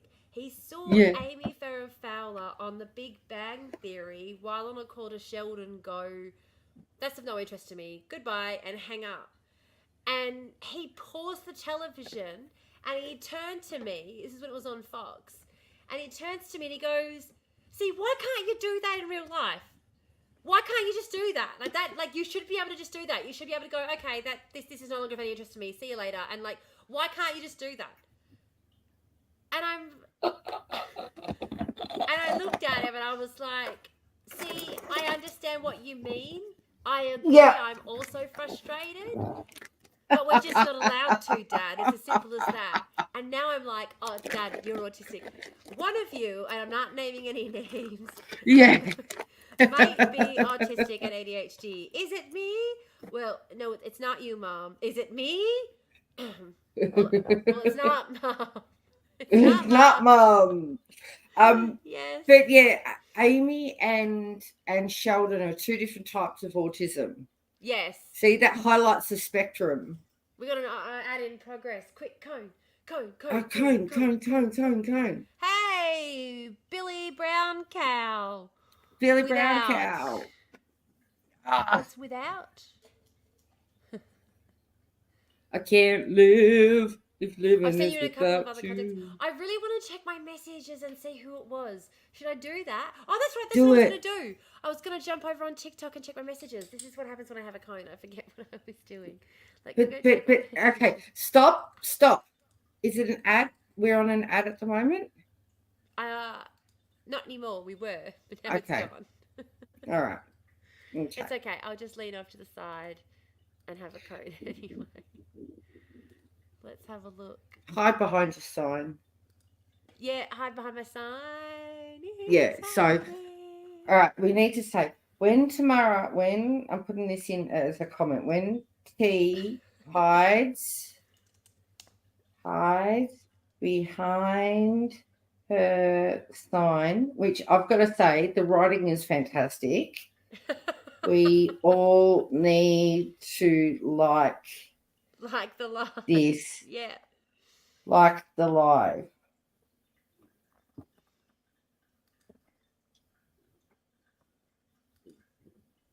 Oh my goodness. There are two things on TikTok that are both called messages. It's really annoying. Oh, what? Can't concentrate with the water running in the background. Is that your cat? Oh, it's the cat. Oh, it makes me want to. Okay. All right. I'll see if I can fill some up. Oh, this message isn't supported. Download TikTok app to view the message. No, it's okay because I do have the TikTok app on my computer. I just never bother opening it because you can just open the website. But now it's like, fuck you, open the app. I've got an Android TV. I can access TikTok through my TV. But I can't watch lives for some reason. That would be amazing. Weird. Who are you talking to? I am talking to / reading on Twitch. We are doing a fundraising. The link is in the bio, my link tree over there. Thank you for all of your support. If you want to be part of the conversation, it's happening over on, like, the links are in my link tree to where the conversation is happening. In the link tree. Finally got a link tree. Messages. My favorite thing. Oh, yeah. My favorite thing is whenever I stumble upon someone's live and then they block me immediately.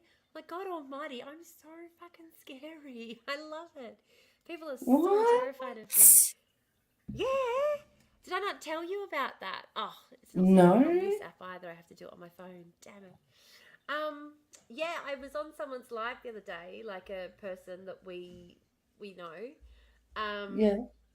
And like I was just commenting and somebody else was in one of the boxes and I heard them kind of call a stop to the conversation several times, just be like, stop, like, can you please check your messages? I've sent you a message. And this person then called me out and said, I'm going to have to remove you from this conversation. Like, for the safety of the people, we can't have you involved in this conversation at this time. And then I just got blocked. And I was like, what the fuck are you talking about? And it wasn't until after I got blocked that I realised who else had been in there, who was the one going, like, in control of the whole thing, going, no, don't. Stop. We have to stop this conversation. I've messaged recently. Can I guess who that is? Do you think I'd be able to guess? Yeah, you'd be able to guess. Absolutely, you'd be able to guess. Yeah, someone's a baby. A baby. Yeah. Not a baby. I think you're vanilla joy and spicy. Why, thank you, Billy Brown Cow. I appreciate you. They're scared of you because you're very good at articulation. That is true. And unfortunately, especially when I get heated, it comes out in full force. Like, I don't know what happens when I get really passionate, but it's almost... When I was younger, my mum used to literally tell me that it was because God was delivering me the right words at the right time to defend our faith.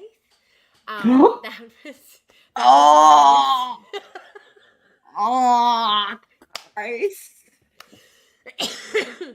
Hallelujah. But when I get heated, I will, like, nail you to the fucking wall with my words. Like, I can shoot daggers with nothing but my tongue.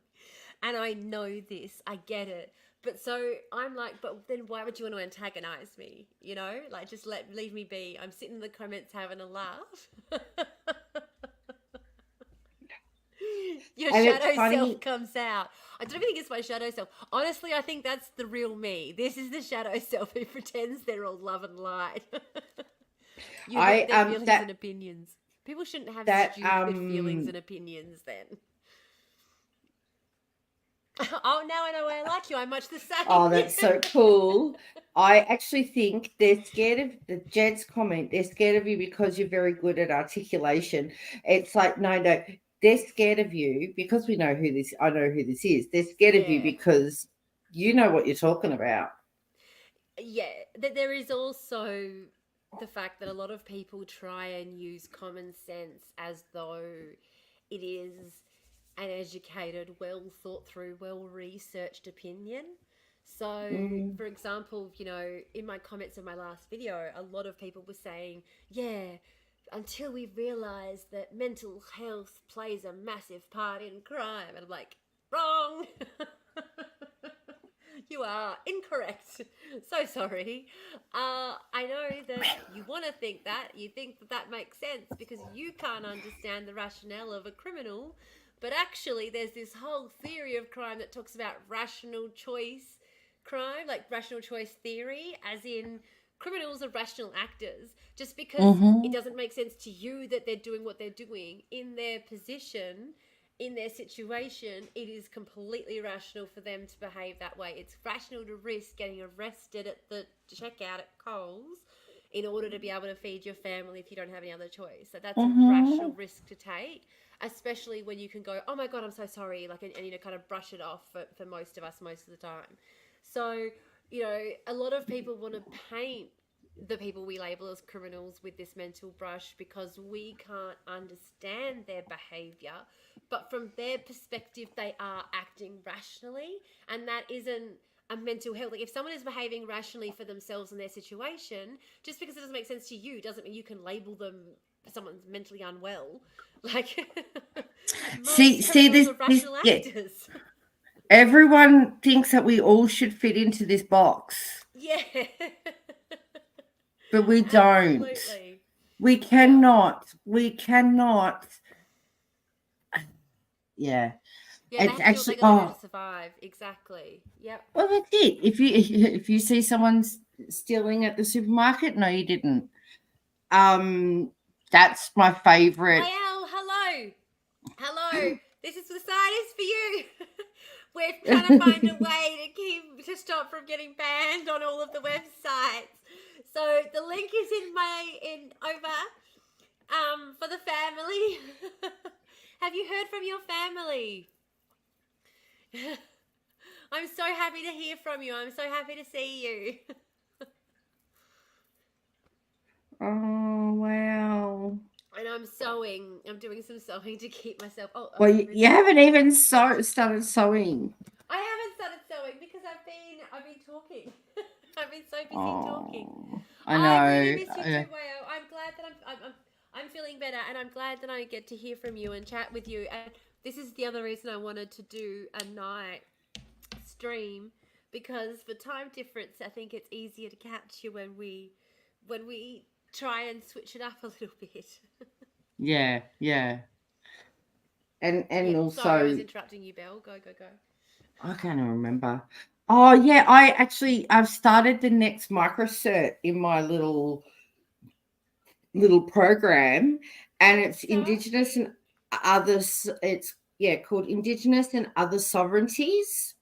Yes. And it was, we had a webinar today, where it was talking about, like, people only see, and this is back going to the everyone fitting into this one box.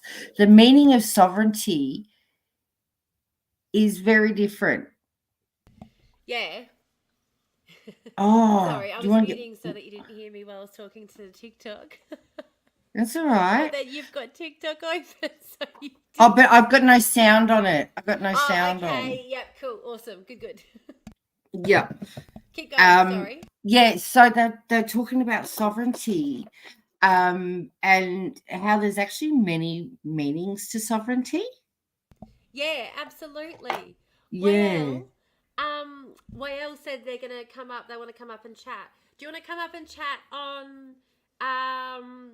I used to be the mouse behind a group of friends that committed crimes. Yeah, me too. Do you want to come up on Twitch, on StreamYard with Belle? Belle, is there any way that you can send the link to YL? Yeah. I've got the StreamYard link.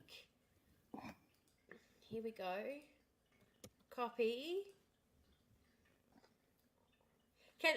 Will it let you do it on TikTok? I don't know if it will let you on TikTok. No. But we could put the link in the Twitch. I think it might let on TikTok.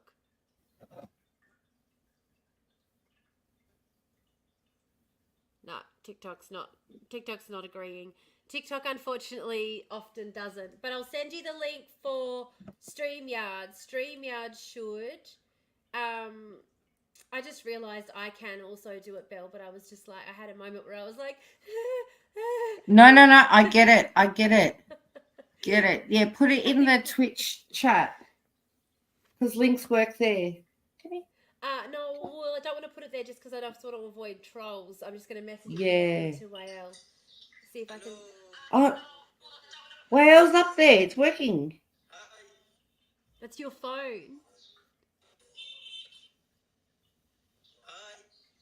That's you. No, it's not me. Say hi. Oh, Wael! No, hello! Hello. How are you? How are you? I'm good. How are you? I'm fine. How are you? Good. Sorry, I thought. Thank you. I miss you really. I'm so glad to hear from you. How have you heard from your family? Now I am living in. I am still in Egypt. You're in Egypt now? With my brother. With my brother with children, all children here. Yes. Yeah. Fantastic. And your mum, is your mum have you heard from her?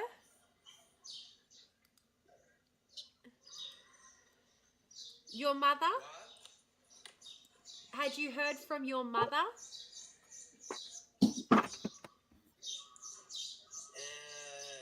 With brother, all brother here.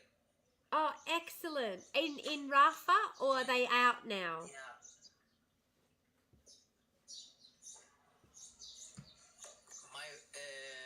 I have here four brother.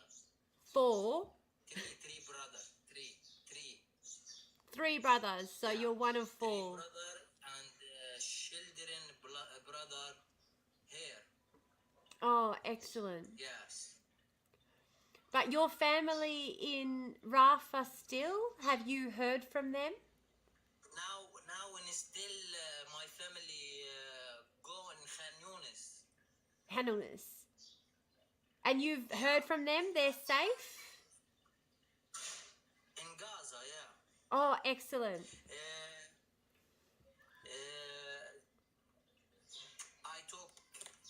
I talk my father in Gaza. Yeah. Are they letting them out yet? Yeah, he told me I am good, but in Israel bombing all time. Yeah. And are they letting anyone out yet through the border, or is the border still closed? Yeah. I hope finish the war because all my family so difficult and Yunis, no food, no water, good, everything no good. Yeah. Yep. It's an awful situation. And every day worried.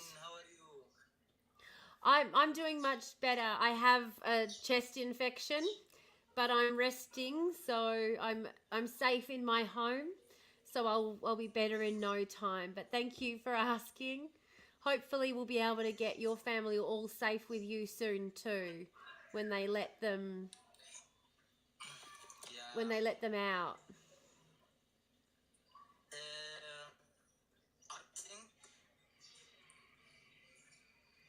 I think now I need 70 followers. Yeah. I can again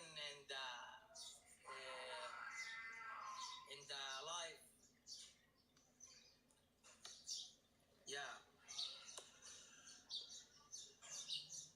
But you, because last time I think you were worried. I can up in the live. You came up? I can up in the live because now no have 1,000 followers. Oh, he needs more followers until 1,000. Yes.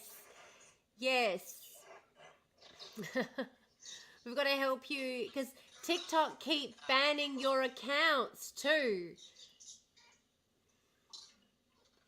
It's terrible. Yeah, and TikTok blocking 2 accounts. Now yeah, this 3 accounts. 3 accounts. They have done the same to 2 of my friends.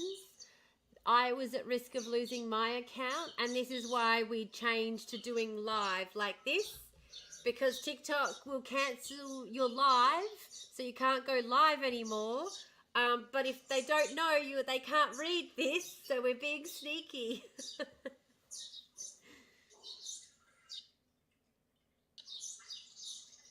Yes, everyone go and follow YL's account. See if we can get him back up. And hopefully too, hopefully we can, only need 70 more followers. Absolutely we can do that. Easy. I can. Yes, I can. Yes. And is it your parents now? You show update and you and govern me. On the background. You show and update new and govern me. Oh, on the Twitch, yeah. I update the GoFundMe on the Twitch. On TikTok, it doesn't let me show GoFundMe. It blocks it. But on Twitch we can. We can show the GoFundMe update. Yes. Sorry. Sorry, guys. Update new photo my family photo. Oh, excellent. Let's have a look. So for the GoFundMe, guys, if you go on my link tree, on my page, it's the first link. So if anyone's looking for the link, just swipe over to my page. It'll be the first link, the very, very top one. That'll take you straight to the GoFundMe.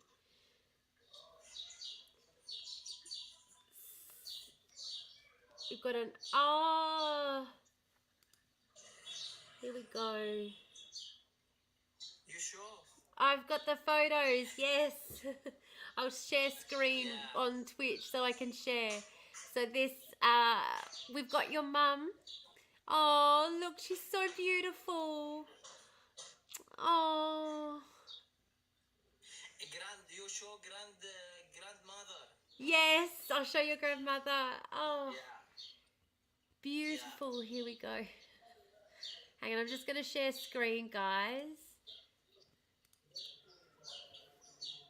Here we go. My father called me.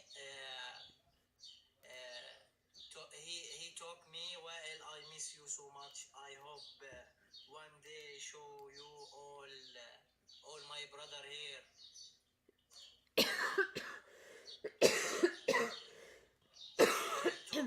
I told Sorry. my father, inshallah. Yeah. Inshallah, we can show you again, inshallah. Did my keyword comment come through? Yeah, yep, Tim, thank you, it did. It did come through. Thank you so much. Yeah. So here we've got some photos of the family. Thank you. So your brother... Thank you so much. No, thank you for sharing with us. So Misk was born safely in Egypt. Really, thank you so much, Tamara. I love you. Oh, thank you. Family. Yeah. And we're praying and we're thinking of your family every day, and we're going to keep doing this until we get them all. Inshallah, Tamara, one day I need meet you. Oh, I would love to. I would absolutely love the honor. I would absolutely love the honor. I would. I like this so much. Yeah. Thank you so much, and thank you for sharing the news with us. I need hang your children. Yeah. Oh, I would love to meet yours too. I'd love to meet your little girl. Be so excited, and to meet your fiance. To be registered for a vaccination. Good news. Very good news. Oh.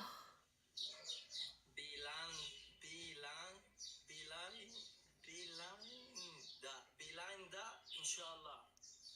Inshallah, yes. Thank you, Belinda. Bell for short. Bell. Bell, yeah. Bell. Bell. We're good with short names in Australia. We're happy with very short names. So me, Tam. Tamara, you have name so beautiful. Oh, Tamara. thank you. We shorten everything here, though. Everything has to be one syllable. Really,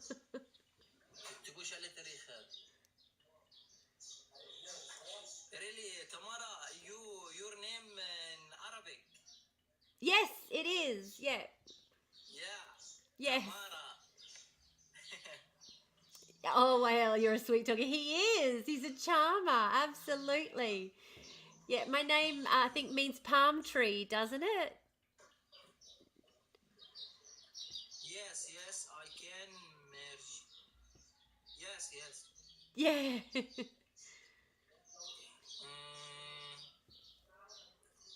I'm going to try and prove that comment, Billy. Yeah. وائل أنت متحدث لطيف. Oh, وائل, you're sweet. Thank you. Thank you. Thank you so much. Yeah. I hope one day on Australia show Holy Friend, It's one thing. It's terrible. I mean, this is a terrible situation. But I'm glad we've been able to meet and we've been able to help in whatever little way we can and offer whatever support we can for your beautiful family.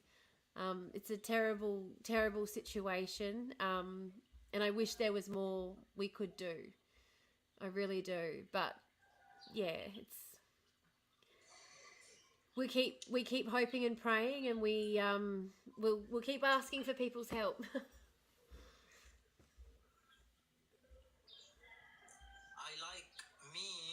I like the funny. Yeah. Yes, much better to try and yeah. Oh, for excellent. Yes. Thank you. Good idea, Mary Jane. So Very good idea. With TikTok gifts, TikTok really, thank you yeah. so much. TikTok does take a portion, unfortunately, quite a large portion. But if that is the only way that you're able to give, absolutely, every little bit helps. Every little bit helps. For sure. For sure. So I'm sharing the photo over on Twitch. And I can see your grandmother. I can't open the camera. Why? I'm not sure. Let me see. I can't open the camera.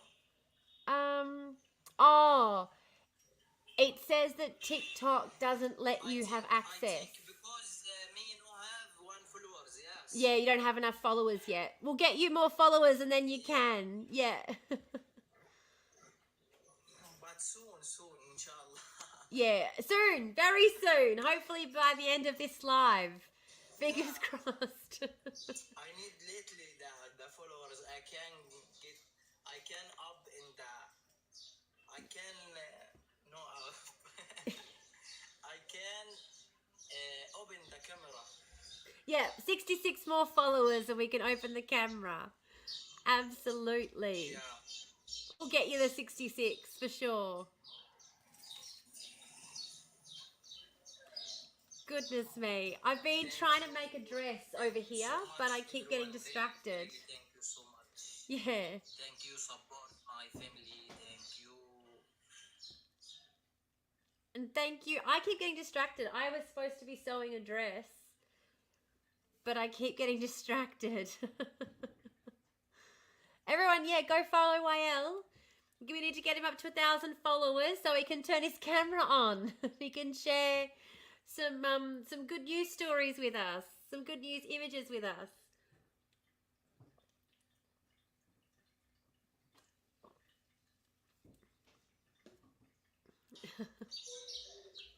Everyone and their dog, yeah. Just everyone start a second account and go follow Whale with that account. So, you know. Doesn't matter if you never log back into it. Followers are followers. I think half of my followers are bots. What difference is it if you make the bots or if TikTok makes the bots? Hey, Stephen! In Egypt, so hot here. Is it? Tamara, in Egypt, so hot here. Oh, I'm jealous. Here it has been raining. It's hail today. So cold and hail. I have my blanket. I'm freezing. Oh, that's how I gave him 3. Good job. Thank you. Good job, Tim. Hey, Stephen. Welcome, welcome. This is what the sign's for. So that... Hello.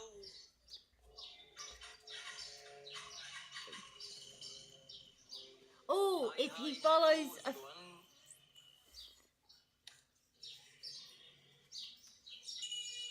What happened? No? Okay. Yeah.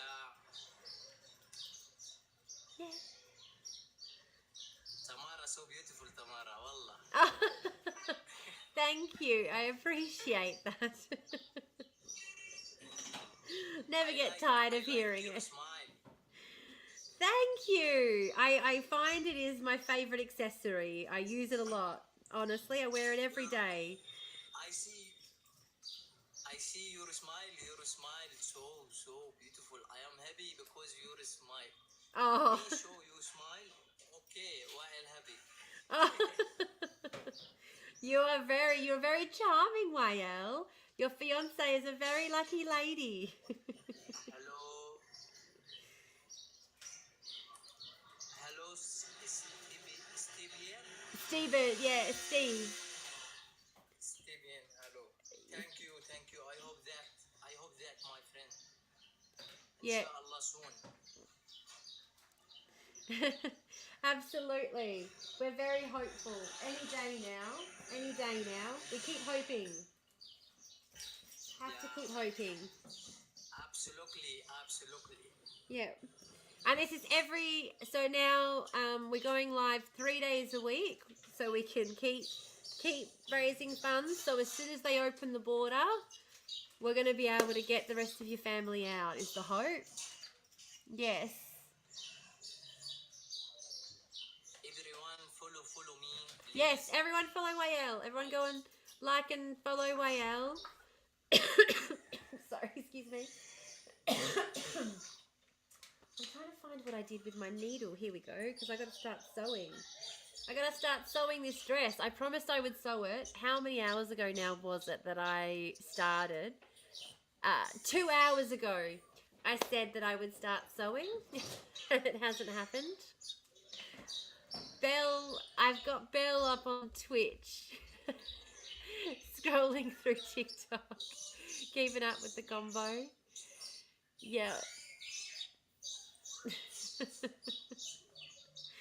Good work.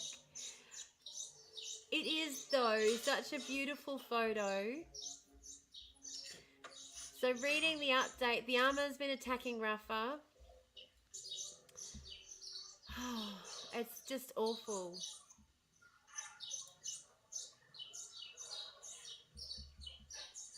So parents are still there, and your grandmother, your sisters. You can show the update. Yeah. You can talk everyone update. Yeah. So. All updates. It's up on the Twitch. I've got the photo. If you need there, 63 now. Yeah, 63 more to go. Countdown. If you want the link to the Twitch where we're sharing this, or for the GoFundMe, if you it's in my link tree in my bio. So the update tells us that they've successfully evacuated Wael's brother Dia and his wife Farah to Egypt. Excellent news. Their daughter Misk was born safely in Egypt and is healthy. Absolutely. Thank goodness for that. Asha has been registered for evacuation, which is fabulous news. As soon as the border crossing has been reopened. And then we'll have... They've been moved again for the 4th time in 8 months. For the 4th time. I can't imagine if having to move every year because of the rental crisis is horrendous enough. Imagine having to move 4 times every couple of months. Just food and water is becoming extremely difficult to get. And we know as well from the news that we have seen Israel has been indiscriminately bombing, they have said it has led to accidents. The international community now is recognizing more and more that these accidents are not in any way, shape or form an excuse for this behavior. You cannot keep claiming an accident when the international community has warned that this indiscriminate bombing is going to lead to mass civilian casualty. So it's bullshit is being called on all of that now, which is fantastic. We're getting some movement from the international community, some pressure, which hopefully will lead to a positive outcome for the Palestinian people. In that, we need Israel to be completely dismantled. But anyway, we'll get on with that another day. Now, we've got a lovely, beautiful photo here of Wael's parents. Your mother is just so beautiful. She is so gorgeous. Honestly, that smile just melts my heart. And your grandmother is just such a beautiful family. Such an absolutely gorgeous family. Can't wait until they're all safe with you in Egypt. And actually, no, I can't wait until you can safely return home. Is that your hope, that you'll be able to return home eventually to Palestine?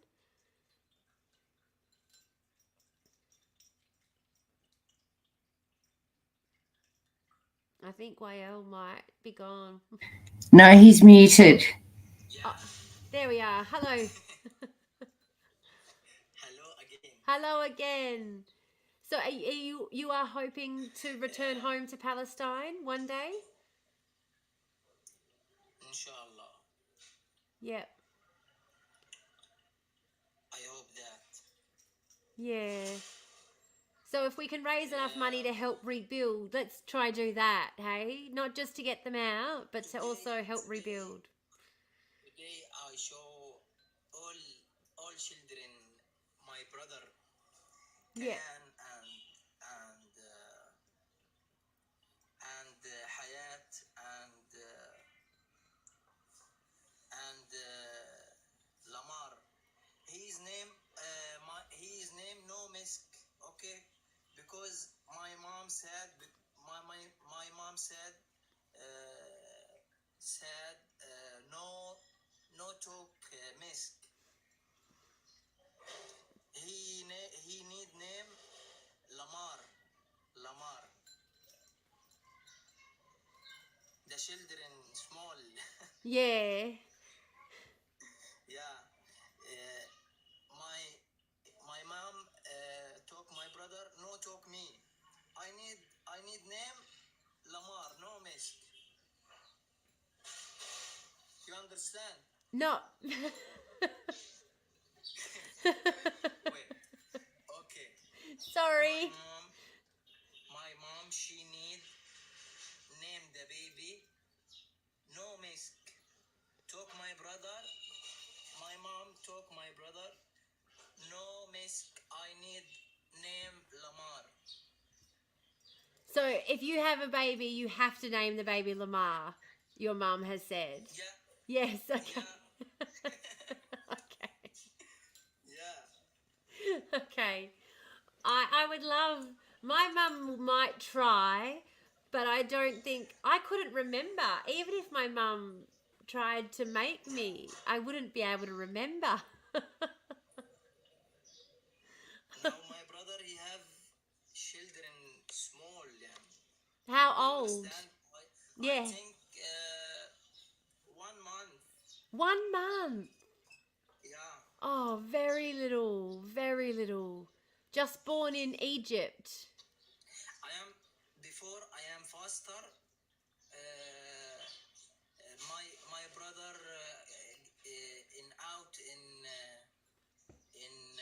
in Gaza because Farah. Wait, English. Me but You're doing brilliant. I'm struggling, and English is my first language. I try. Yeah. I try because you understand, because I need help, I need support my family. I try save language in English. Yeah. Best Yeah. way. Sadly, to get help, you need to speak English, which is not fair. But you're doing very well. You're doing very well, and we're here to help, and we do not. We will also try. We'll try learn some of your language, maybe. Liliana, Yeah. yes. Many years ago, I was in a religion. I keep going. You keep going. Yes, yes, you're doing very well. Excellent work. Yeah. You'll be speaking English better than me in no time. Very easy. Yes. Me, I can try speak English. Yeah. I can try. I show in the video, I show in YouTube. Okay, well, you can try, you can keep going, no problem. Yeah. Oh. And you're doing very well. And in such, again, as Liliana mentioned, you're in a very high stress situation to be learning a new language. Very impressive. And you speak brilliantly. Please, everyone, share, tap. Yes. Yeah. Everyone Why go just follow. one share. Why? Everyone's friends are Really, one here share already. Everyone's friends are already here. Everyone go follow YL. Everyone go follow, like and share all YL's videos. Follow the GoFundMe. I keep saying to all my friends, Yeah. everyone has a work chat that they don't really want to have to be in. So just send YL's family's GoFundMe to your work chat every day until they kick you out. I think in tap and share, give in people in the lot. Yep. Absolutely. My TikTok is going to be restricted, so I might get kicked off soon because I can see it happening. I can see my red bar. Whenever we get on live and we talk, unfortunately, about whenever we talk about Palestine in particular, TikTok puts us on restriction for talking about uncomfortable subjects. So because of that, I am going to jump off TikTok and I'm going to stick to Twitch because I don't want to lose access to TikTok Live. Because I need access to TikTok Live so we can keep promoting the GoFundMe for Ayala's family. So I'm going to end the TikTok Live. Hey? All my family love you, Tamara. Oh, I love all your family. Send my love to your family. Please let them know we're thinking of them. Where my kids have been drawing pictures for your family. I hope one day show your family. Yes, I will. I'll send you photos of my family. I don't share my family online, but I'll send you photos. Inshallah. But we'll be coming over to help rebuild. So we'll be able to meet you. We're going to come over to Palestine and help rebuild. So we can come meet you.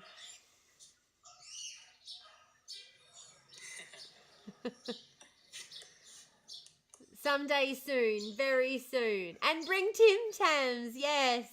And Vegemite. We'll take Tim Tams and Vegemite. Yeah. But everybody who is on TikTok, if you still want to be in the chat on the live, jump over to Twitch. I'm going to have to end TikTok live before it cancels me. So I'm going to have to get going. Make sure everyone go and follow Wael's page, please, please, please. So he can go live very soon. There we go. Oh,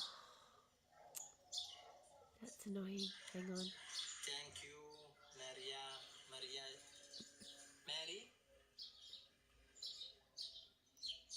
Mary. Maddie.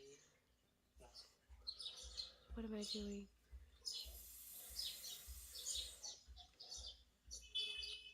Here we go. Marjani.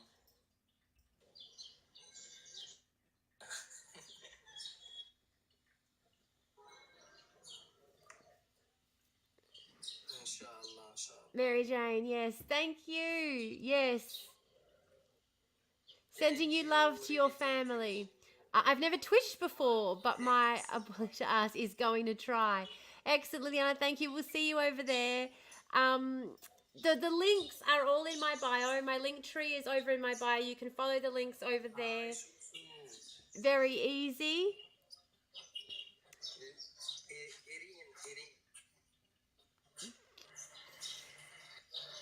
Where is this? What am I looking for? Really, Tamara. Thank you so much. Thank you for sharing. And yes, of course, we will be with you. We're gonna stay with you. We will not forget you. Yeah, and follow Wael so that he can live stream and he can turn his camera on for us.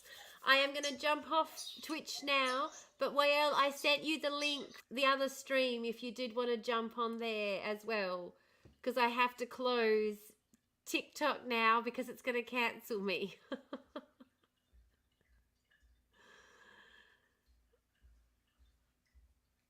Thank you guys so much. The link again in my bio for the GoFundMe for Wael's family. So please go and give what you can. And yeah, we're gonna keep live streaming over on Twitch. So please join us over there. I'm gonna stay on there for another couple of hours. I would be on TikTok if TikTok didn't hate me. I might be able to rejoin TikTok later if it decides to let me back on. But good night. Thank you so much. Good night, Wael. Thank you. Maybe I'll see you over on the Twitch. TikTok hates everyone. Yeah, agreed. See ya. Take care of yourself, Tamara. Take care of yourself, everyone. Thank you so much. You take care of yourself as well, and we'll keep praying for you. We'll keep thinking of you, and we're going to keep working to get your family safe. Goodbye. See you soon. Thanks, guys. I'll be over on Twitch still. I'll be over on Twitch. We'll see you soon. See ya. There we go. Oh. Wow, that was cool. It was so cool, but I got two restrictions. I got two restrictions, and I was like, shit. And I'm just really lucky that the other one that I got, so the two that I got one at 7:47, and the next one that I got was at 21:07. And so if I'd got another one, like that would have been it. And So close. So close. Yeah. Oh, sorry. man. I know. And it's just such a game. You're always playing this game with it to try and just be like, please don't hate me. What Yeah. But now we can see, everyone can see the family. Yeah, now everyone gets to see our lovely family and lovely grandmother. Oh, they're so beautiful. They're so beautiful. And it just makes me so, I don't know. It just makes me so upset that this gorgeous family aren't just down the road and I can't just walk down there and have a cup of tea with them, you know? Yeah. I get what you mean. Like, it's what was Anthea saying earlier? It's that impotent feeling, you know? Yeah, yep, exactly. You feel impotent. You feel a bit, oh, now I can go to the link. I can go into the messages and find out who that was. Yeah. Yeah. I'm so Yay. excited. Let's do that quickly. Yay. Oh, sugar. I've literally got, I did get I got 3 restrictions. What? 1, 2, 3. Oh. I'm lucky. Lucky I got off Very when I lucky. did. Well, I think, you know, even though it doesn't, we don't really know how much help it does have, but liking, getting people to like the live and stuff. What was it? All does the keep you going restrictions. for a bit longer. Absolutely. Yeah. Are the Yeah. restrictions the same BS? Hey? Was it all the same BS? Like people are uncomfortable by. Yeah, one of them said that it was for what do you call it? Explicit content, which it's Oh, obviously good. bullshit. Yeah. Like, you know, that's always the case. Yeah. But I don't know why. I just come off as like an explicit content producer, obviously, because either Yeah. TikTok is assuming I'm making explicit content, or people are outright asking me to make them some explicit content. Yeah. Maybe you should do a video saying, look, if you want me to make explicit content, I can. Yeah. Just, you know, like you got to put your money where your mouth is, or where you I will happily make you some explicit content. It's going to be behind a paywall. How much are you going to pay me? Yeah, exactly. I Show me the so money. many people. I've had so many people ask me if I have an OnlyFans that it has genuinely made me consider starting an OnlyFans. I feel like just based on how many people have asked me if I've got one, I feel like I could make them in. It's like a compliment. It's like what people will say instead of like, oh, I think you're pretty. It's like, oh, do you have an OnlyFans? Yeah. So if someone asks if you got an OnlyFans, they're asking if you're hot. If like they're saying that you're hot. OnlyFans is the new I think you're hot. You're right. Yeah, Very much yeah. Oh my goodness. And who says we're not down with the kids lingo? Yeah. Oh shit. Hey. Yeah, you have not done any sewing, have you? That's hilarious. No, I'm going to. I know you are. And now that it's as well, everyone can see it on Twitch, and I can put this here because it's going to be the right way around. Yeah, I don't know. I can't see who's. There we go. You can't because see I'm. that. Nah. It's too far away. Yeah. Moving it back to where it was. That was silly tomorrow. Where is? Stop How do I work the iPad? It was perfect the way it was, you dickhead. Oh, you can have a subscribers only chat or a followers only chat. Yeah, and I honestly am thinking about doing that on TikTok, mainly because people can still see it, but they can't comment and engage with it. And I could literally just say to people, if you want to engage, you got to come over to one of these other places, you know? Yeah. This one, for example. This one where we all are. Now, I'm going to show you this magical implement that I have, being my dress form, because it's the coolest fucking thing in the planet, and people just do not understand how amazing this fucking dress form is. I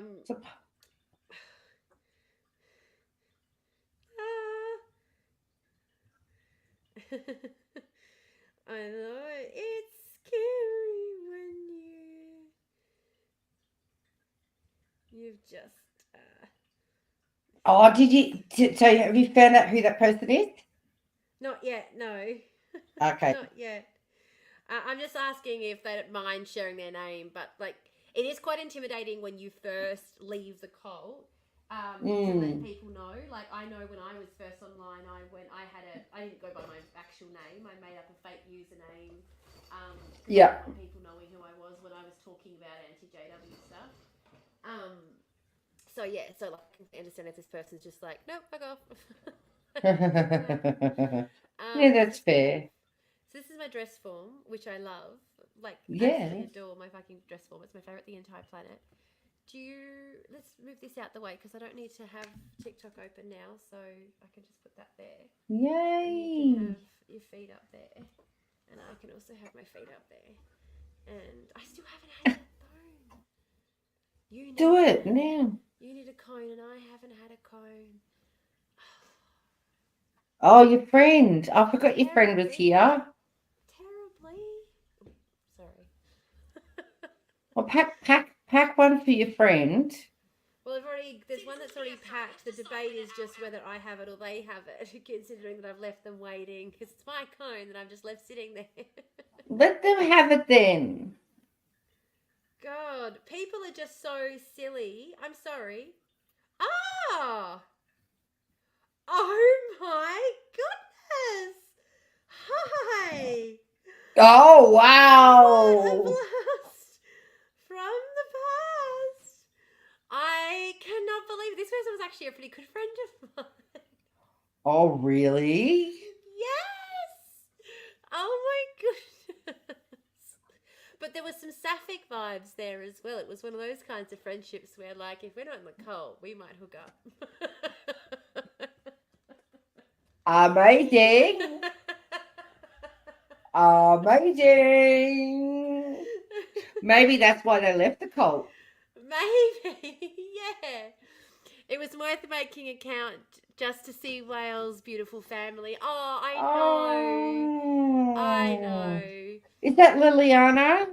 I'm not sure. Is it? Hi, who's ruffling? Hi. Yeah.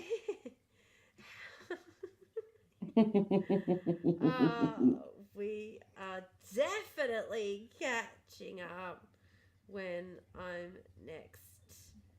It is Lily. Yay! Hi, Lily.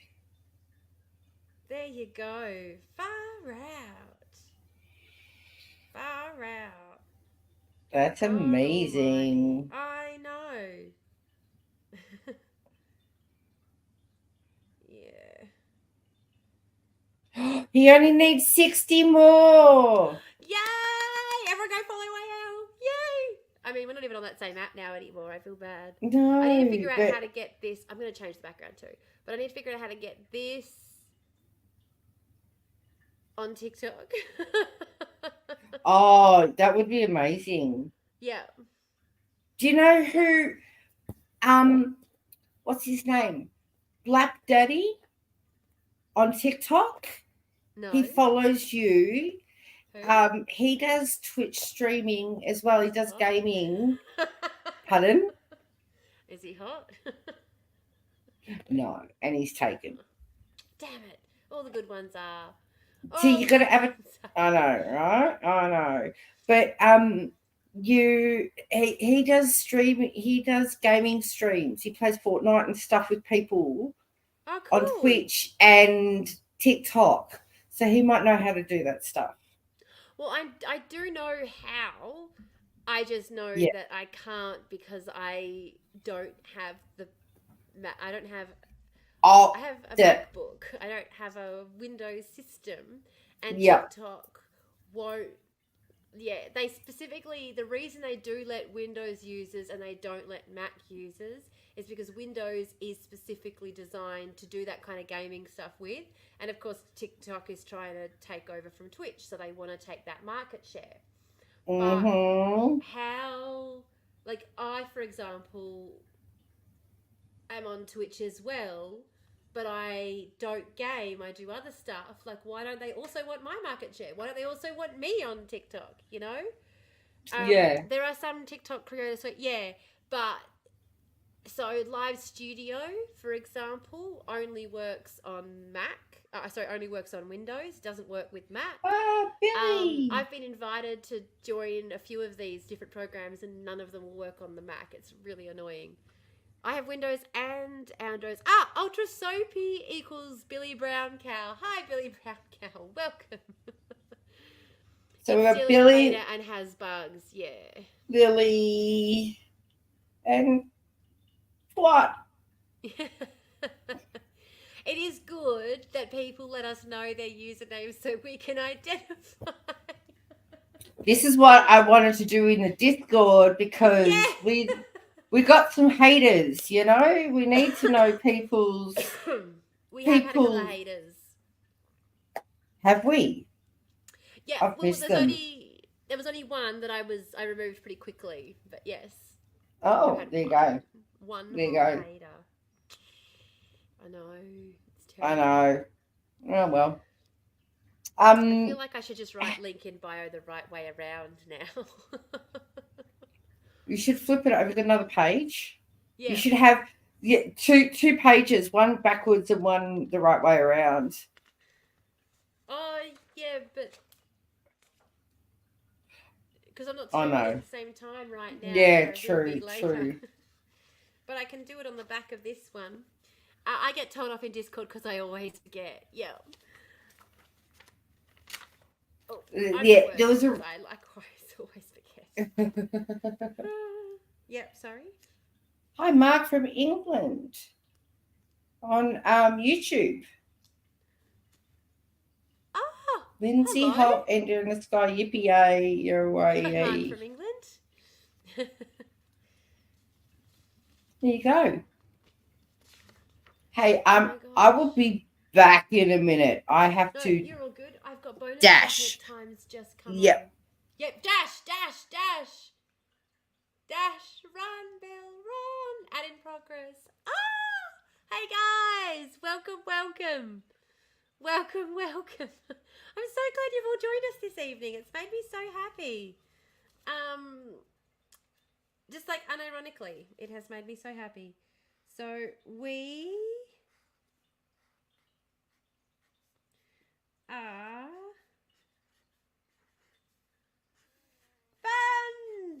fundraising.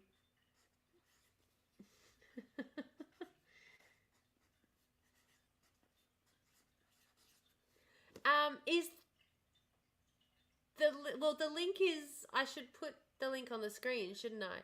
Oh, but there's a link in the chat. Link in bio, link in chat. Like there's the QR code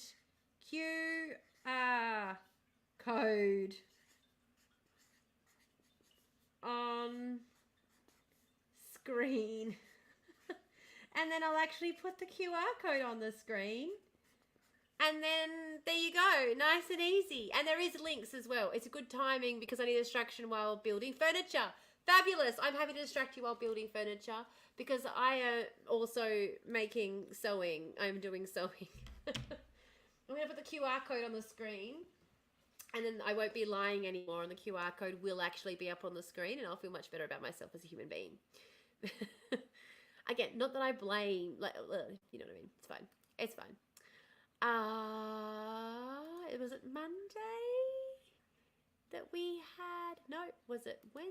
Yes, Wednesday. That's where the QR code was. Copy. Oh, I can hear that rain. Oh, so exciting. I know it sounds strange, but I just love cuddling up in bed nice and warm with the rain going in the background. So Void After Dark. And we're gonna paste it here. Paste duplicate. And then we are gonna put it where do I put the QR code? Everything's taking up so much space. I need to get rid of all this background shit that's getting in the way for you. Is Twit a bit more relaxed with the Palestine topics? A little bit, yeah. It's also just because I don't get the hate viewers on Twitch. People don't tend to hang around. It's just we have the freedom where we don't get people reporting us as much. Twitch isn't as quick to kick you off because people are reporting you. There's a much better... thank you guys for following as well. Appreciate you so much. But yeah, it is. It's just a much better vibe over here. And it could be because I have less followers over here, because let's be honest, I've got less than 100 over here. And that does make for a pretty chill vibe. Because it just does. It's a lot harder, when you've got 100 people. Because when you've got 50,000 followers, it's very likely that at least 5,000 hate follow you. Or, when you're me and you talk about my kinds of topics necessarily. But, like, at least 1,000 people hate follow you, And that's enough that when you go live, 6 will come on just to report you to get your live blocked. And there are individuals that I know of too who literally would just come on just to be just no threatening harm, pretty much. Absolutely. Yeah, no threatening harm. It does get pretty strict around that.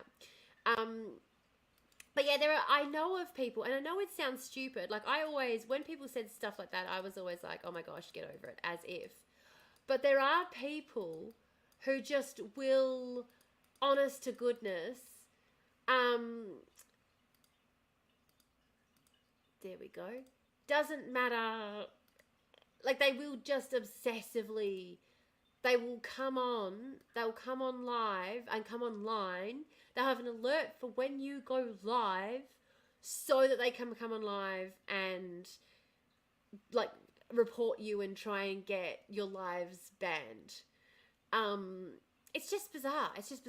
Like, I just really didn't believe that people like that existed until I started experiencing myself.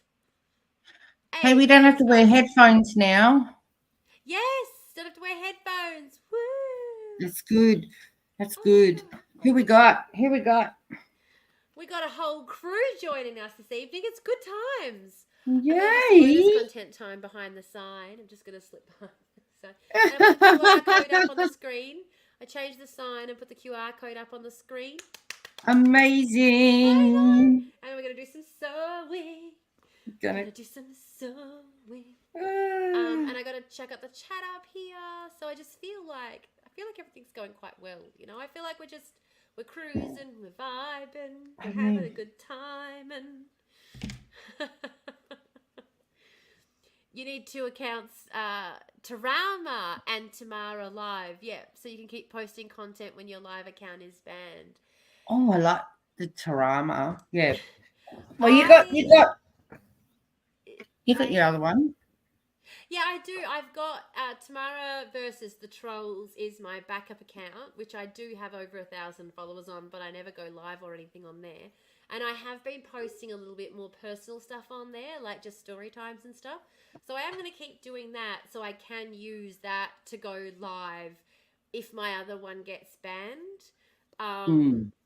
Yeah, so I'm going to start posting on that one a little bit more, because you have to post at least 2 videos a month to be able to keep live access. So I'm going to start doing, I did like a dating. Did you see my dating story time, Belle? Did you see? No, I haven't seen anything on your backup account, so I'll have to have a look. It was on Tomorrow versus the Trolls. I mean, it wasn't like an over the top story time or anything. It was just like, because that's the thing. I swear all these story times have to be fake news, because nothing that interesting ever happens when I go on dates. Okay, I just gotta run for a sec. I'll be right back. No worries. I'm just saying the masses. Oh, what's that rain? No, watch out for your mannequin. All right, so we've got Wales up to 940 followers. So we need to get more followers for Wales, which is great. I love hearing inshallah. How the Muslim people say inshallah. It just, there's something in the way that they say it. It's just beautiful. Oh, got shadow banned on X. I'm going to allow this. Message allow. It is, yeah. Inshallah and mashallah, and there's another one. It's yeah. Got shadow banned off X today for saying in the Fed is anti-Semitic. Free Palestine is anti-Semitic. Tax the rich is anti-Semitic. Boycott Disney is anti-Semitic. Don't watch porn is anti-Semitic. Don't watch mainstream media anti-Semitic. Comparing Nazi Germany party to Israel is anti-Semitic. Love Jews is anti-Semitic. You got shadow banned off X. Sorry, my cats are attacking each other. So if you hear cat fight, it's all good. Just ignore. I was going to say, my cats keep attacking each other too. I've just gotten used to the fact that one of them's a kitten who's trying to play, and one's a grumpy old lady who's trying to convince the kitten not to play, and the kitten keeps reading the older cat's behaviour as play, and they're both... That's what's happening in my house. And the kitten's like, oh, I love you. I think you're wonderful. And Juno, big grumpy Juno, is just like, piss off, leave me alone. Yeah. And Exy's like, but you're awesome. That's great. I love you and I need you to play with me. Exy, come here.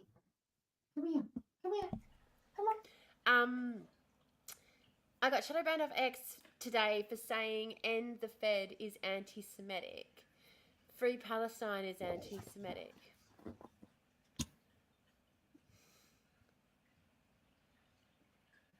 Tax the rich is anti-Semitic. Yeah. Boycott Disney is anti-Semitic. Don't watch porn is anti-Semitic. Don't watch the mainstream media is anti-Semitic. Don't comparing Nazi Germany party to Israel is anti-Semitic. Yeah. Yeah. And pretty much any attempt to remove ourselves from the capitalist system is anti-Semitic, right? Like, how dare we try and... But it's also anti-Semitic to suggest, like, what? I have a big grumpy Juno too. Beautiful little ginger cat. Beautiful. Yeah, it's hectic. It's ridiculous. I thought you were saying you got banned off Twitter for saying that Free Palestine is anti-Semitic. And I was like, saying Free Palestine's not anti-Semitic. And then I got the point of the TikTok fight, the tweet finally after I read a few sentences. And I was like, oh, thank God. Ben's Jewish. There you go. You're Jewish. Yeah. And that's the thing.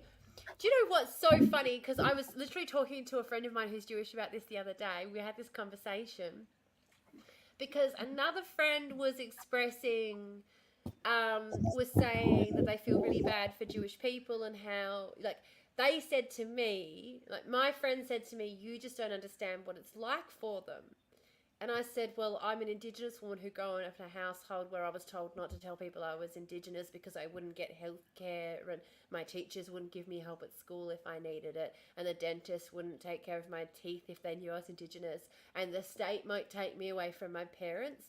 So I think I understand what it's like to be part of a marginalised group in that sense where you feel like your identity is going to be weaponed against you on behalf of the state, right? Because that's where the real damage comes from, is from the state. And then people were like, oh, and anti-Semitism has been on the rise. It absolutely has been, because the Nazis have been on the rise. The trans community has been warning us that the Nazis have been on the rise for years, and we kept ignoring it. And, and now it's just gotten to this absolutely ridiculous point where we can't even deal with the anti-Semitic Nazis because,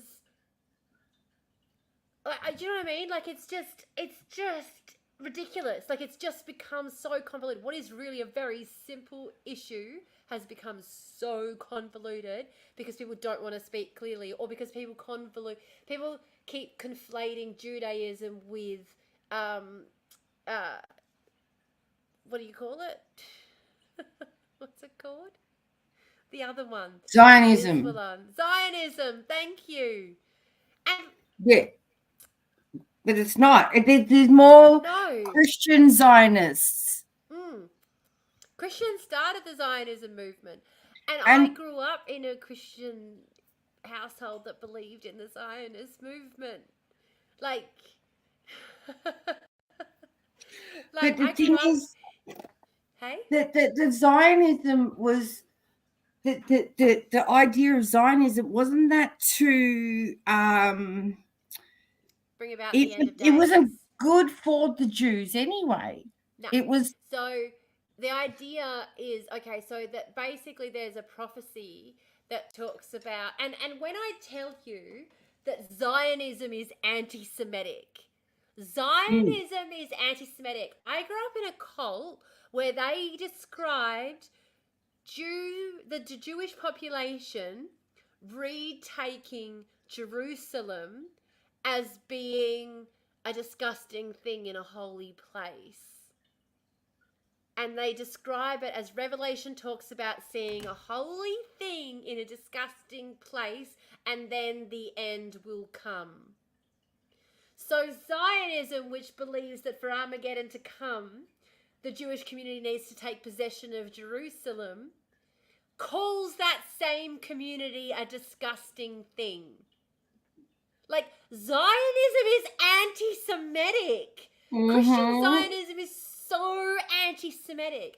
And when I try to explain to people that I had to undo my Zionist thinking in order to learn like how I was being anti-Semitic without even realizing it, and people are just like, no, being anti-Zionist is being anti-Semitic. I'm like, no, because I was Zionist, and then I realized how anti-Semitic I was. oh my god! Like, as a child, I didn't have like a cognitive developed brain yet. You know, Yeah. as a That's 25-year-old. Like, but I suppose, I had it. Yeah, Zionism is genuinely scary for everybody, especially for Jewish people. Yep. Yeah. And Zionism, majority of the hate towards Nazis is a bunch of anarchists causing I can't say that word, fascist people. We've been role-playing as Nazi, neo-Nazis, divide, conquer, and rule. To show that the majority of hate towards Nazis is a bunch of anarchists causing totalitarian fascist people getting to hate themselves. Well, I mean, totalitarian fascist people should hate themselves. Yeah. Sorry. I can't. You're not on TikTok now. Look at you. No, not on TikTok now. Yeah. But it's all Jesus, now I can't use my words. Colonialism, colonization, divide and conquer. Settler ideology, settler colonialism. Yeah, and trying to get people to dismantle this colonizer thinking as well. Like, even just trying to get people to understand that calling Indigenous cultures primitive is a part of the problem with our thinking, and they will argue with you. And I literally had that dickhead look up dictionary definition of primitive to explain to me how he wasn't being racist. I'm just like, oh my god! But you're applying the word primitive, and he's like, yeah, meaning from the first, meaning like non-advanced. And I was like, yeah, but that's your point. You think that it's not advanced from your perspective.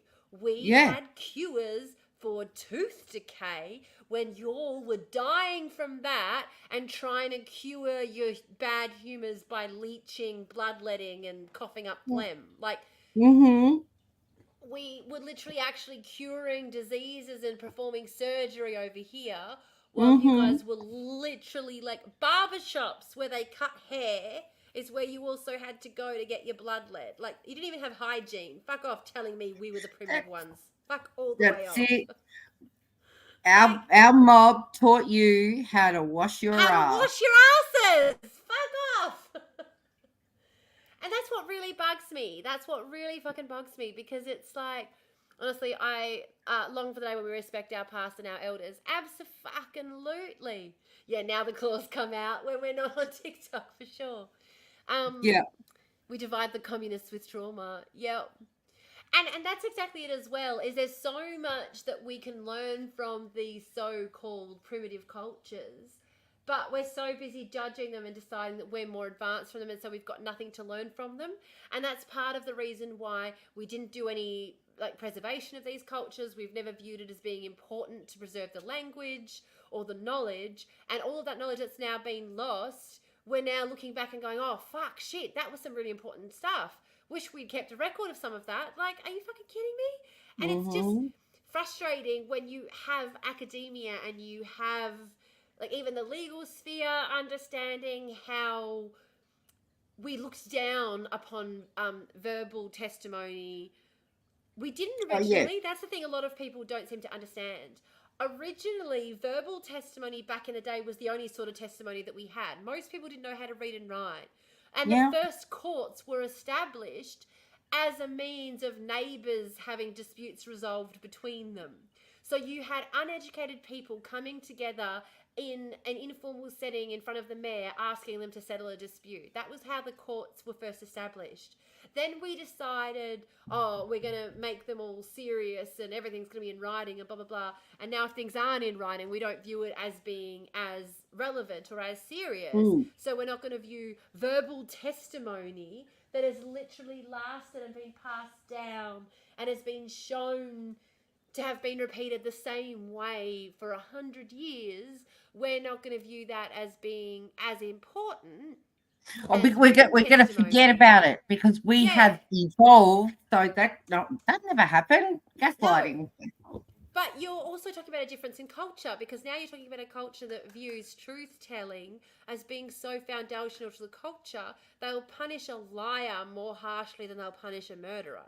So the word, someone's word, is far more valuable in that context than any piece of paper, because I can write down and sign anything. But if I'm going to get stabbed in the thigh and left out to die, sent out to pasture to die if I tell a lie, well, I'm not fucking ever doing that, am I? No, that's it. It's consequences, mate. Consequences. Have I had the cone yet? I still haven't had my cone. Well, have your cone. I know. What a fucking dickhead. Did your friend have their cone? No. Yeah, academia is full of entitled people. Yeah. And it's really hard to get them to pivot and change their thinking. Like, really fucking difficult. It is. Even just to get them to stop using fucking stupid words like primitive. Fuck it. But it's interesting how, academia is full of entitled people, but like it's like these people feel like they've learnt enough. Like, why are you in academia if you're not willing to learn anymore? It's just ridiculous. Like, I think about my sister who's still working. Well, spent most of her adult life studying, and then she's working in academia, and she's still learning more. Still learning. And also teaching others. Like, why bother getting all this knowledge if you're just going to hoard it and start telling people, like, the thing that pisses me off the most, I do it in the comments all the time to people when I say to people, no, again, like we were talking about earlier, I understand that you think that makes sense, but you're incorrect, and this is why. Let me explain. Let me educate you on a topic. And I'll have all these people being like, oh, want to be academic. You think you know so much about this shit. Like, I do. I'm studying a master's currently on this topic. And I'm freely sharing the information because I'm not wanting to be a gatekeeper.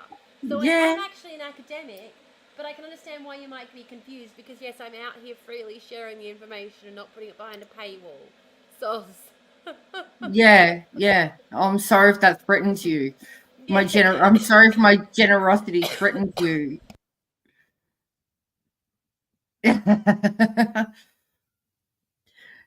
Allergies. But I also think, I gotta say, I think there is also an element to it. Let me know if you think that I'm off my rocker here. But I think there is also an element of unapproachability to me because of my authenticity.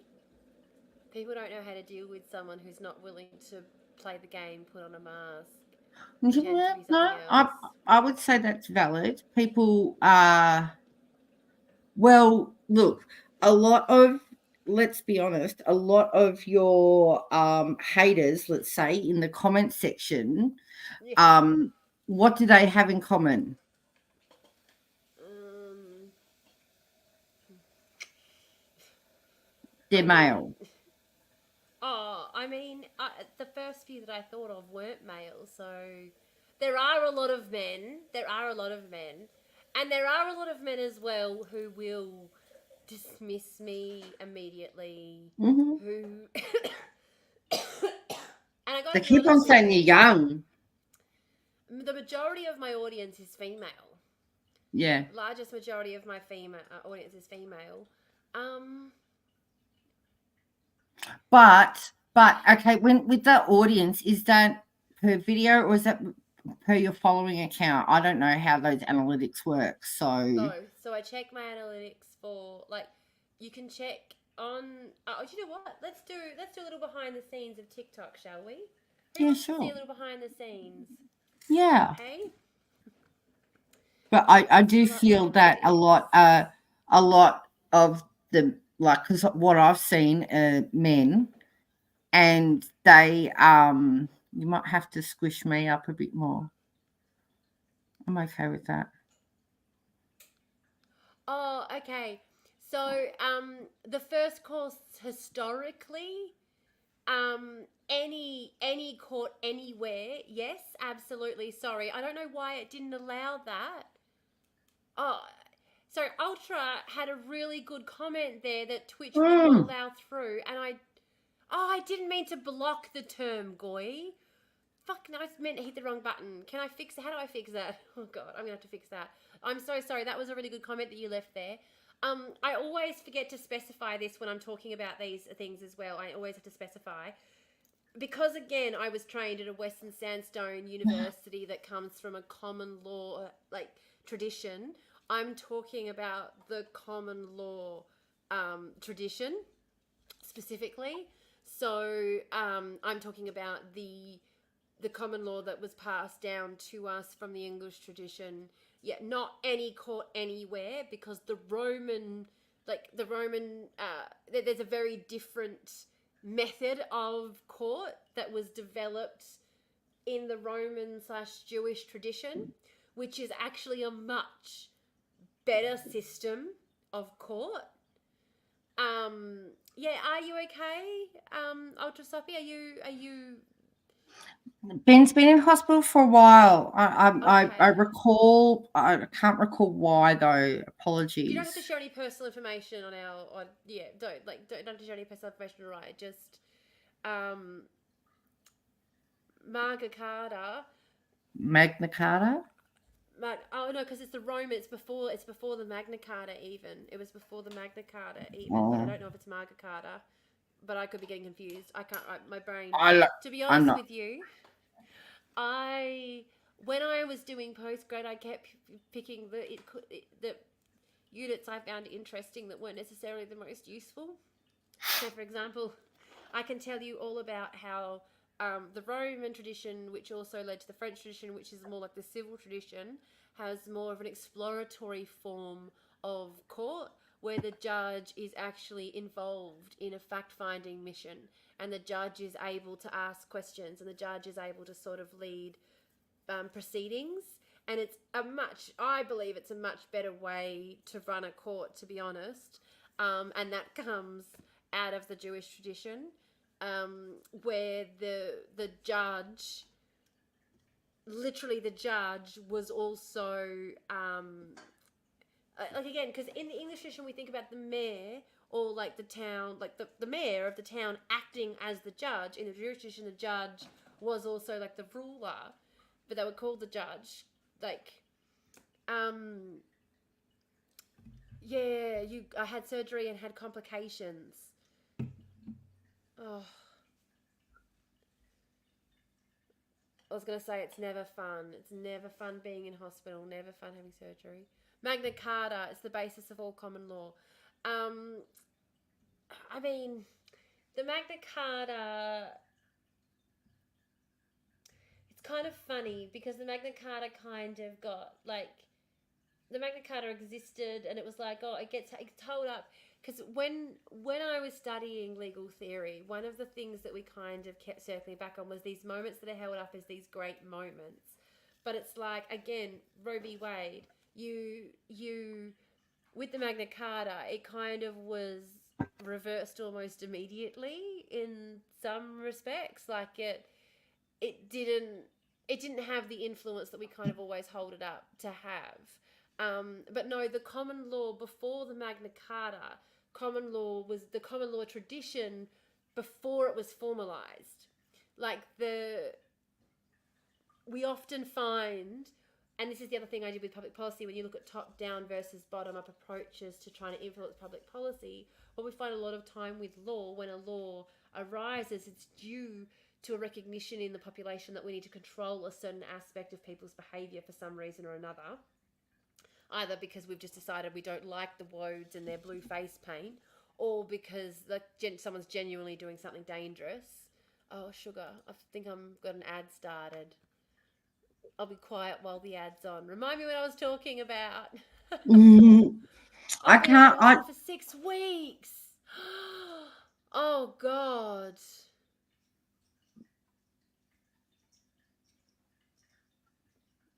I got Roe v. Wade overthrown because trans community wanted to change the language. Nah. So, no, the ad's only just starting. Okay, when the ad comes back, when we come back from the ad, remind me that I was talking about top-down versus bottom-up approaches and why we need to understand the law as being a reactive tool and not an active tool. Top-down. I'm putting a note in the comments. Top-down. Bottom-up. And law is reactive always. And it is very reactive. I got a bottom-up approach. Law is reactive. It is. Everything's bloody reactive. Well, law in particular has to be. It has to wait for something to happen before it can respond to it. The law, particularly in the common law sense, is always a response to an event. Legislation that is written in the civil context is usually trying to be written from a preemptive approach, and that is what our legislators try to do in chambers, in the legislative body, in the, what are they called? In the, oh God, I just had the word. What are they called? Our government? Cabinet. Cabinet.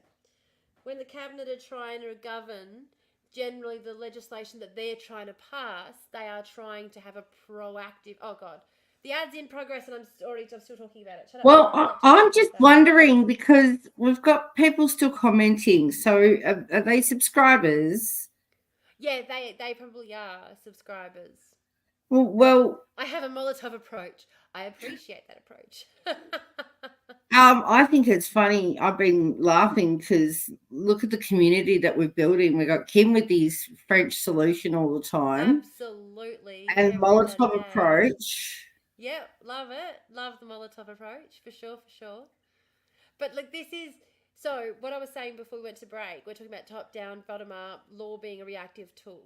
So common law was, when it first started, it started out of a need that arose in the community. So oftentimes when we think about policy, we think about, for example, any sort of health policy, like isolation required, like 10 days worth of isolation required when you get off a plane from any country on the African continent for yellow fever. That policy comes about as an attempt to address a problem before it arises. We've seen yellow fever arise in these other countries. We want to try and prevent it. It's got a 7-day incubation period. We make people isolate for 10 days. When they return to ensure they don't have it, then they're free to go back to their lives, in the community.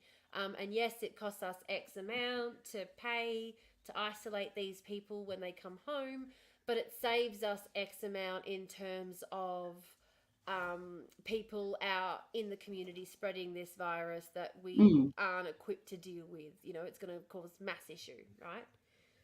If you wanted to take a top-down approach to something like so for example, that is a response that is a preemptive piece of legislation we're putting in place to try and prevent an issue coming in.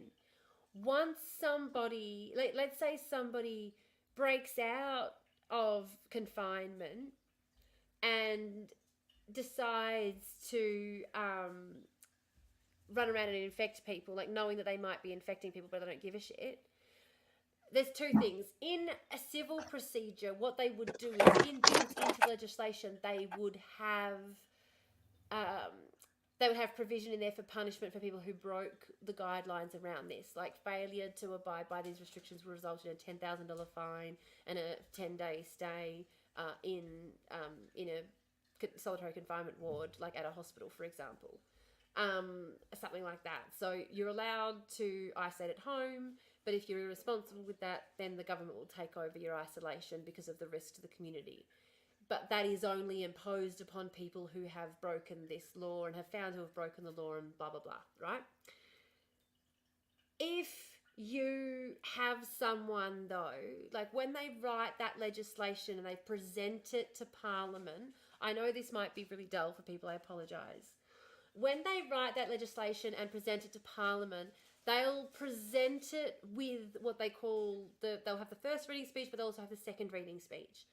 The second reading speech actually forms a part of the way we should interpret that legislation, which means if in that second reading speech, the MP reading it in says the purpose of this legislation is to punish those who willfully harm those within our community who are at great risk due to this disorder and blah, blah, blah.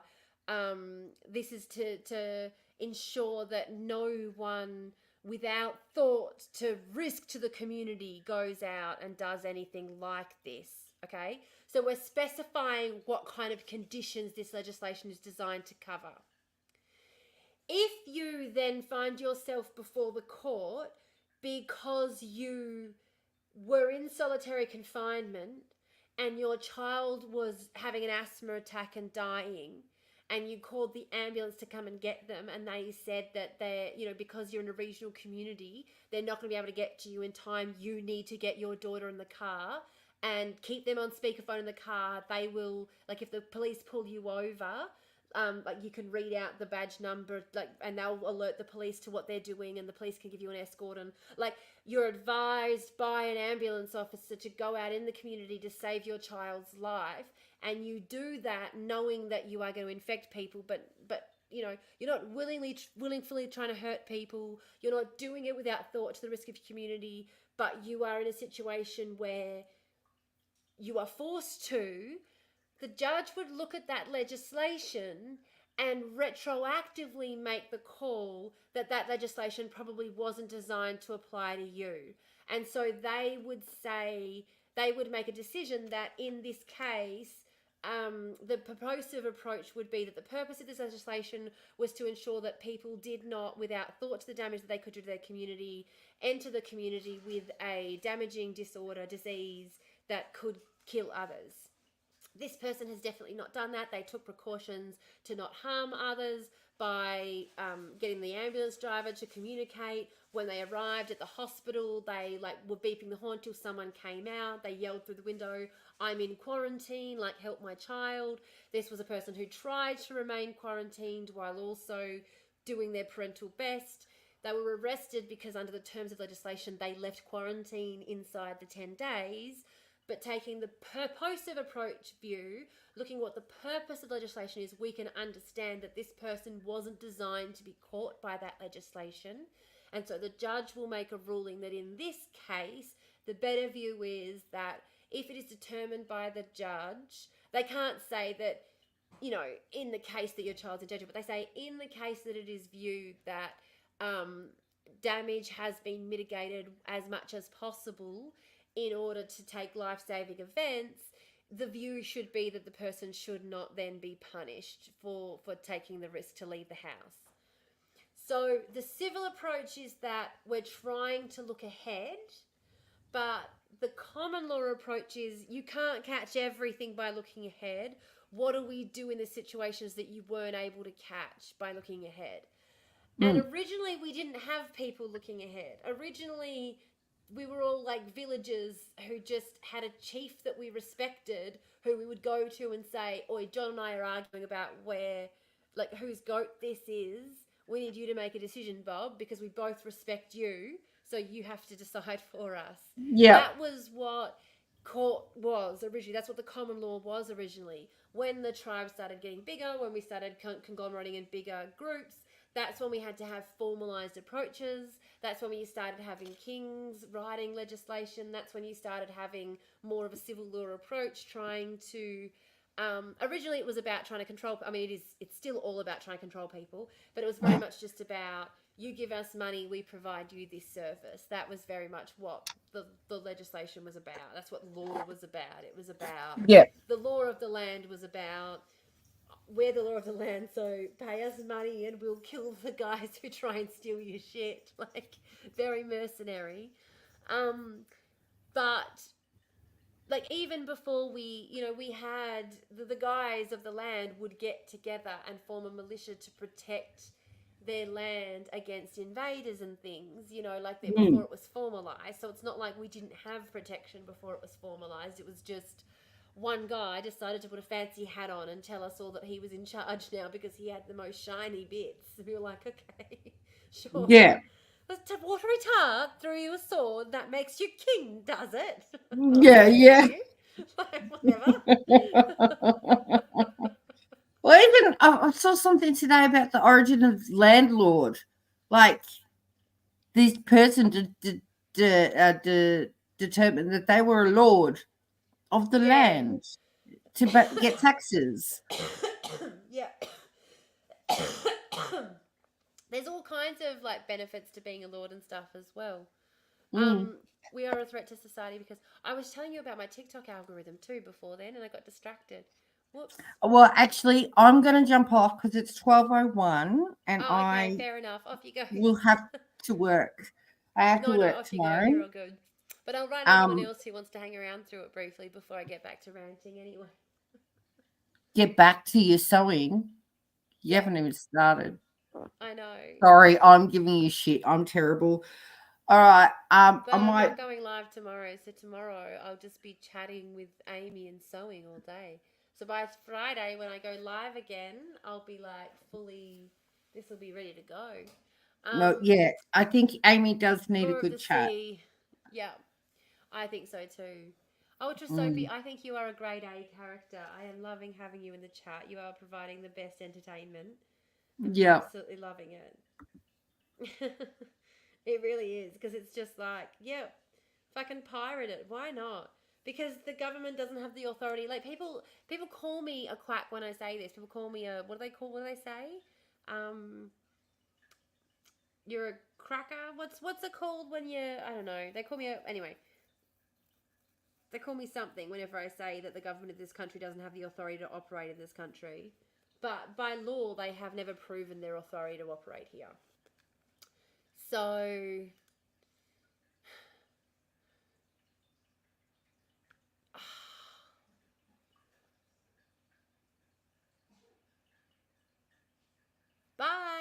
Bye, Belinda. Yeah.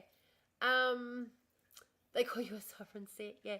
The king needs to be punished for stealing the land. Absolutely. Yeah, they call me a crackpot. They absolutely call me a crackpot, Tim. Definitely.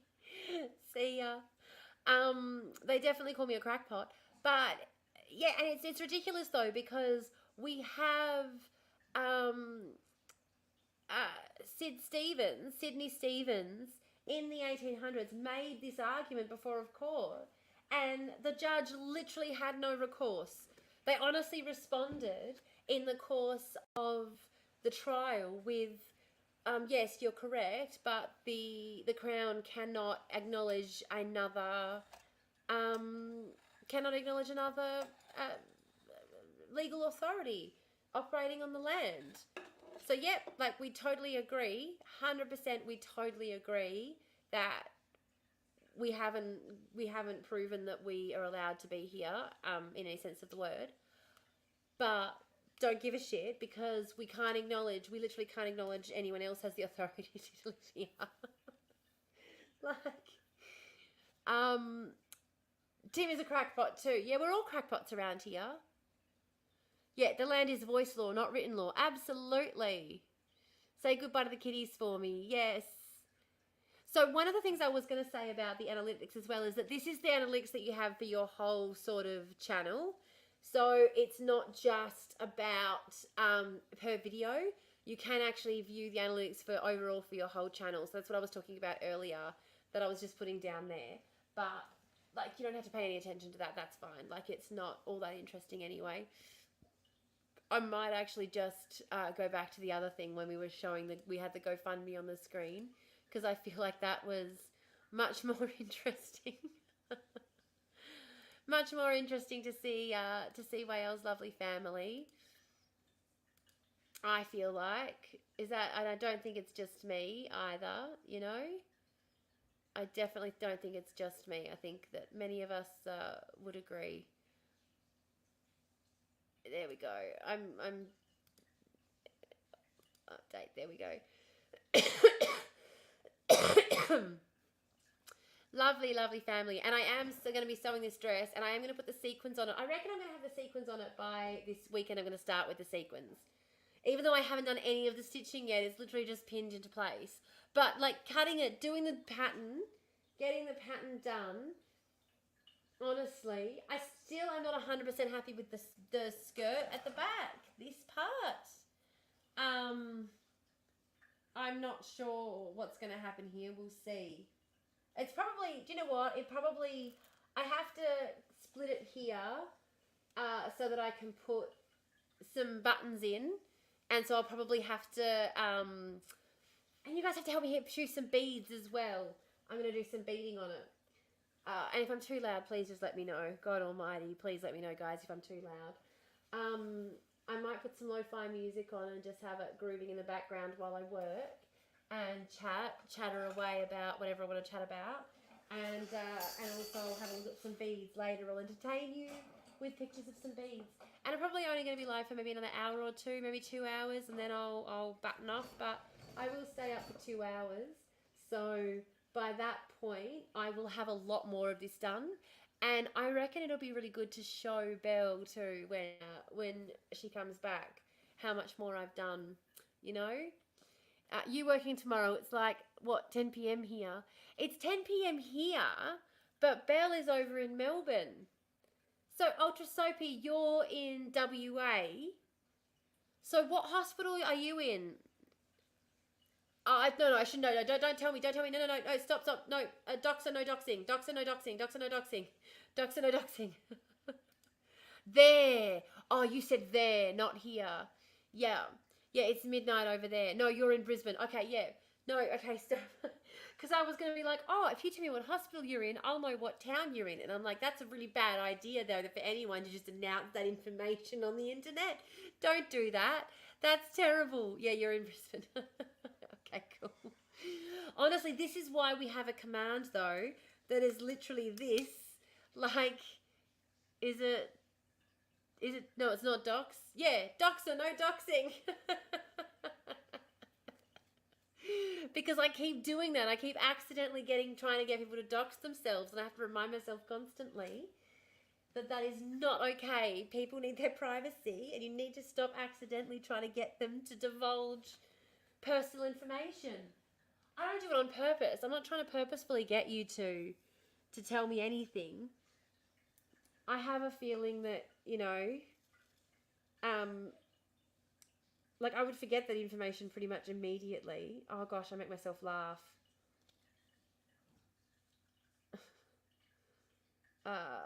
Yeah, you don't need to snap out of it. I thought, originally when I read that message, someone sent me a message, I originally thought that they were saying that I needed to snap out of it, and I was like, no. I don't care, they can come fight me in hospital. Good job. Good job. I like that attitude. I do. Oh, sugar. I'm going to put some lo-fi music on, though. Oh, maybe I should unplug the headphones. Should I? Oof. What was that?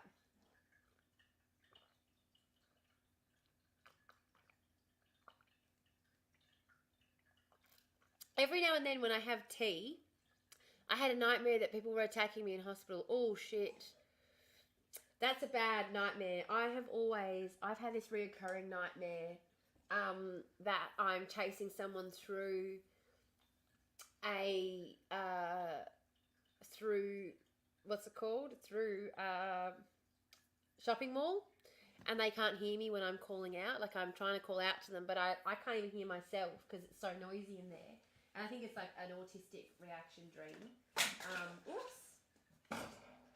But it's really awful. Like, it's such an awful... I know it doesn't sound like that scary, but like you probably get it if you have a kind of nightmare like that. You just feel so out of control. It's really awful when you just feel like... I don't know. You just feel like... out of control is the only way to put it, I guess. Like, you feel vulnerable. Yeah, vulnerable. That's a good way to put it. Always the can't talk or move in dreams. Yeah, very. As a kid, I would have premonitions or visions of the future. Ultra Soapy, I was wondering, because, I mean, you mentioned as obviously that you are Jewish. I have always noticed, I had a friend when I was younger who was a part of the Jewish community, and he was Orthodox Jewish. And he used to tell me a lot about different festivals and things that you would have at the Festival of Foods that reminded me a lot of celebrations that we had in community when I was younger. And I wondered, like, do you guys have anything resembling the knowing in the Jewish community? Do you have anything that resembles that kind of the idea that there are people who are connected to the ancestors, and so they know a little bit more? They're a little bit more connected. My family has been here for 200 years. Yeah, but if what I mean is, like, in your culture, culturally speaking, because culturally speaking, like, the idea that people, like, premonitions it comes from the fact that some people, because of their cultural connection, will be more connected to, like, the ancestors. That in my culture, that's how it's expressed. Like, you've got a deeper connection with the ancestors, or you listen to the ancestors more, you're more aware of the ancestors, you're more in touch with the ancestors. And so it comes across, like, we call it the knowing, but it comes across like premonitions, or like, you know what I mean? You're more Christian. Yeah, I forget what they are called. Oh, okay, yeah, fair enough. Fair enough. I just know because, like, my friend used to tell me about some of these festivals and stuff, and it reminded me so much of things in culture.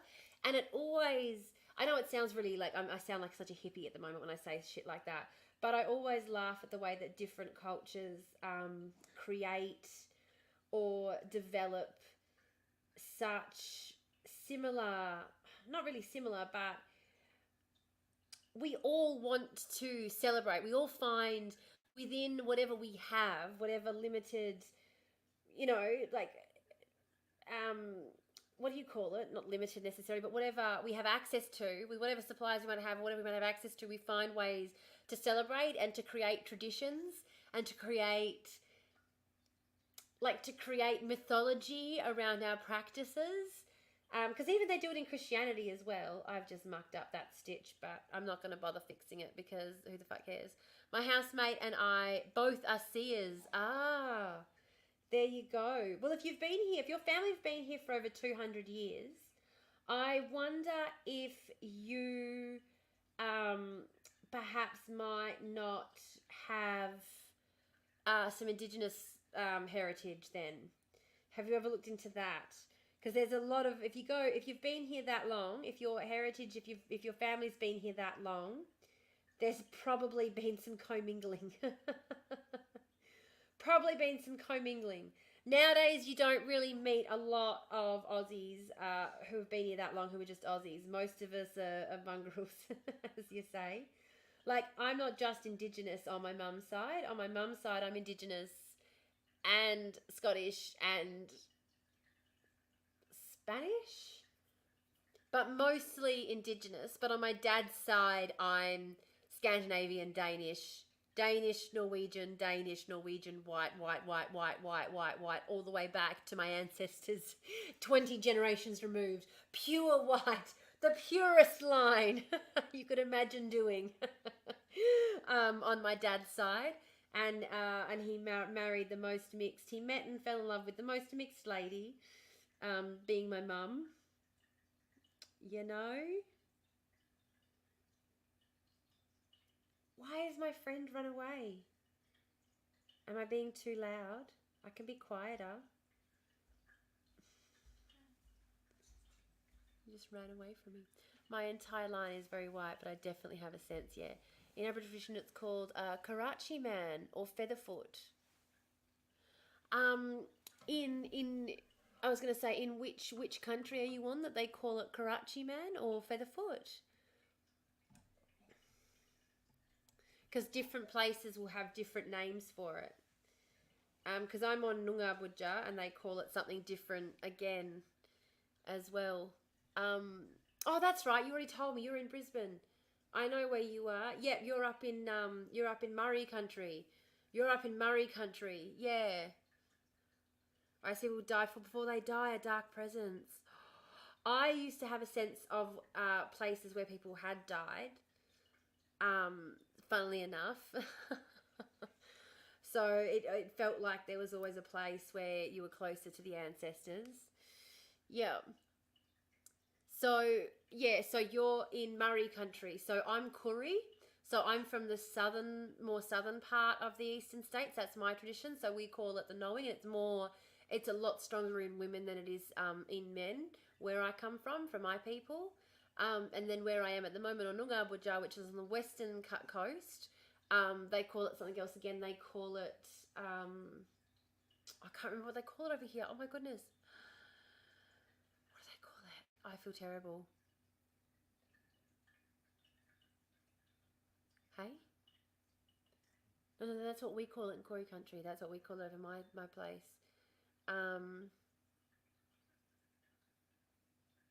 Yeah, in white man it's Featherfoot. Yeah, but yeah, Karachi Man in Murray country, we call it like the knowing. You've got the knowing, and it's associated with women, like it's women's business. I felt my friend's grandfather's heart attack. My mum felt every time I had a car accident, and I know that sounds like I've had a lot of car accidents. I haven't, and that's why the fact that she has, like, I've only had like 3 car accidents in my whole life. So the fact that she has 100% strike rate for car accidents is pretty impressive. I haven't had that many of them. I felt, yeah. And I feel like it's hard when you feel that connection. And sometimes I feel really overwhelmed. Like sometimes I'll think of someone and feel really overwhelmed, like I have to contact them. And then I'll find out if I don't contact them, I'll find out something bad happened. And I'm like, oh God, I should have contacted them. Why didn't I contact them? Like I knew it. I got that urge that they needed me to reach out, that there was something happening. And something bad will happen. And I'm like, God, I could have helped prevent that. Like if I'd known in advance, and something told me I needed to call them. Something told me I needed to reach out. Yeah.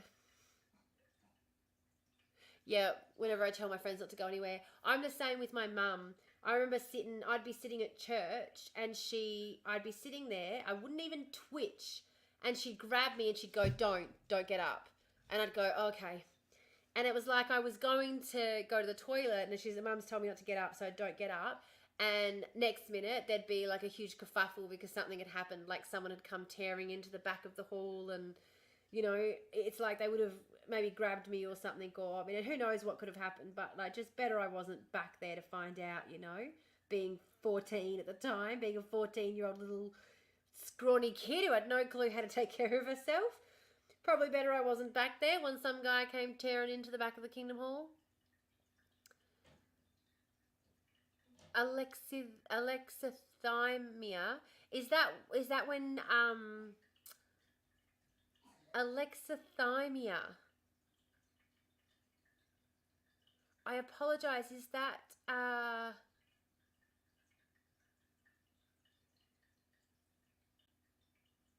Is that what it's called when you can sense presences? Is that what it's called?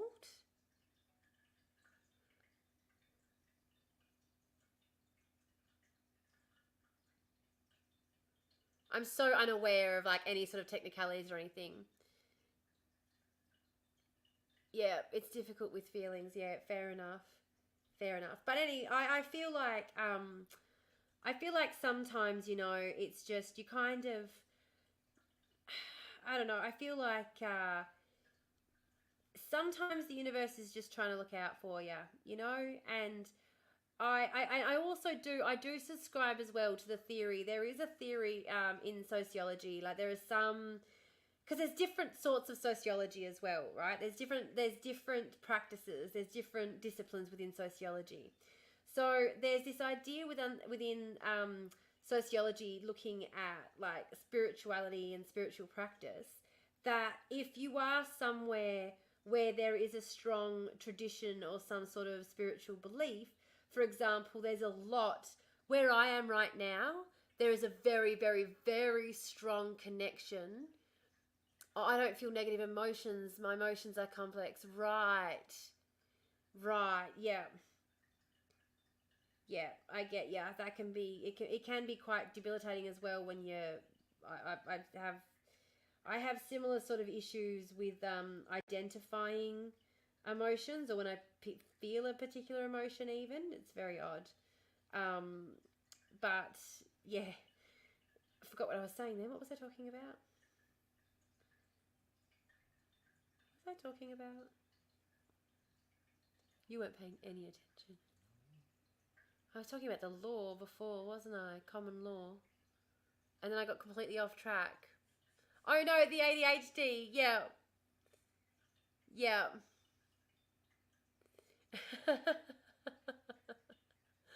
Yep. That's exactly it. That's exactly it. Absolutely.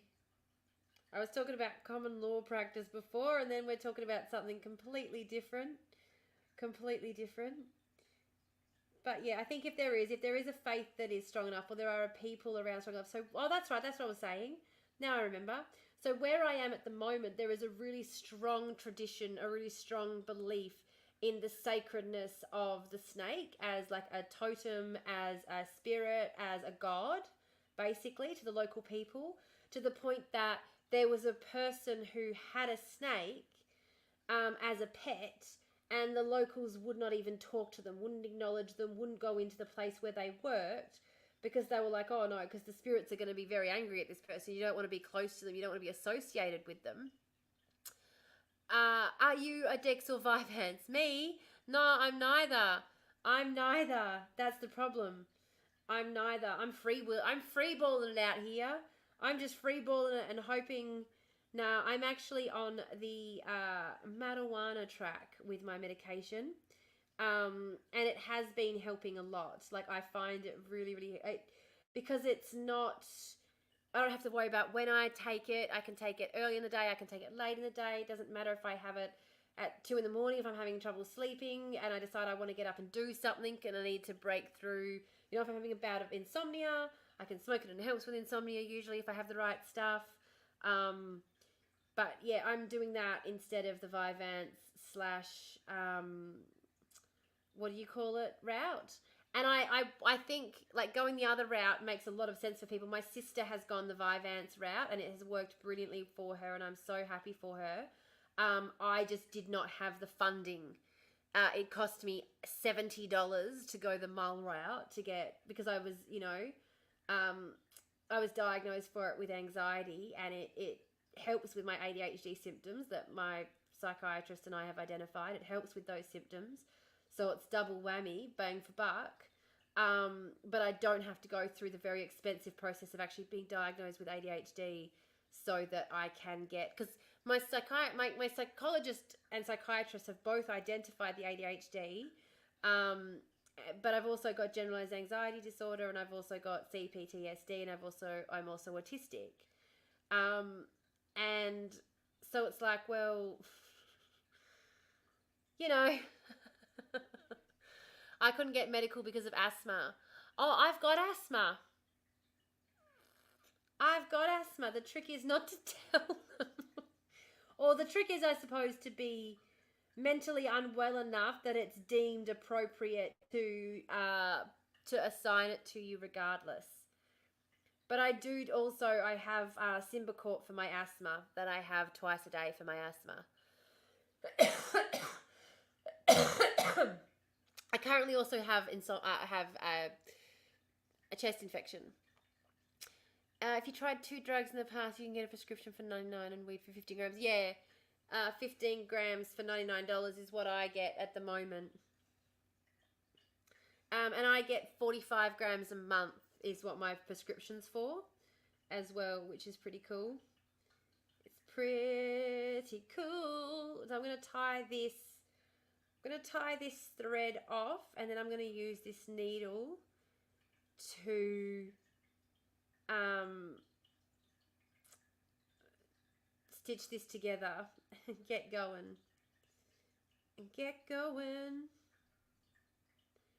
Here we go. Oh. Hey, can you do me a massive favour? On the coffee table out there are my little embroidery scissors. Do you mind grabbing them for me? My nails have gotten so long.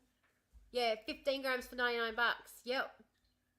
If you're diagnosed with generalized anxiety disorder. So Easy Kind is the company that I go through, and it's $59 for the initial consult. And you can tell them that you have been, like, you can say that, yep, I've previously been under the care of a psychologist. I've graduated from therapy currently. I have been self-medicating with marijuana to treat my anxiety. I was diagnosed with anxiety through my mental health care provider. I would like a prescription. They'll go through the checklist with you. It takes like half an hour. They're very, very, they know their stuff, and they're smokers as well. $59 for an initial consult, and that'll get you a 1 month's prescription, and it's 99 bucks per 15 grams, and you can order up to, as I said, I'm on 45 grams a month, so I can get 3 containers a month. Which is 45 grams, yep. But you can also get, and they'll just give that to you, and then at your next appointment, they'll give you like 12 repeats. Like, they'll give you 12 repeats of every single one, like whatever you want. You can order whatever you want, get repeats, like 12. It's really, and it's $29 for a follow-up consult, and it's all over the phone.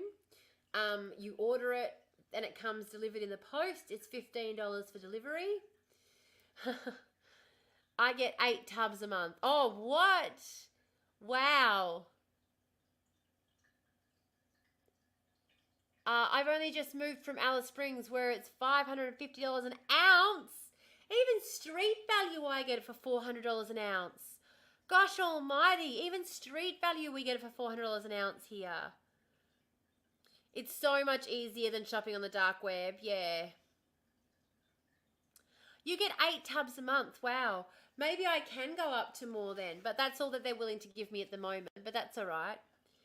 In Adelaide, I'm paying $250. And that's street value. Is that an ounce, is it? So an ounce is 28 grams, isn't it? Yeah. 30 grams, 28 grams, yeah. So you're paying about 25% more street value. You're paying about 25% more street value than what we pay with the prescription. For me,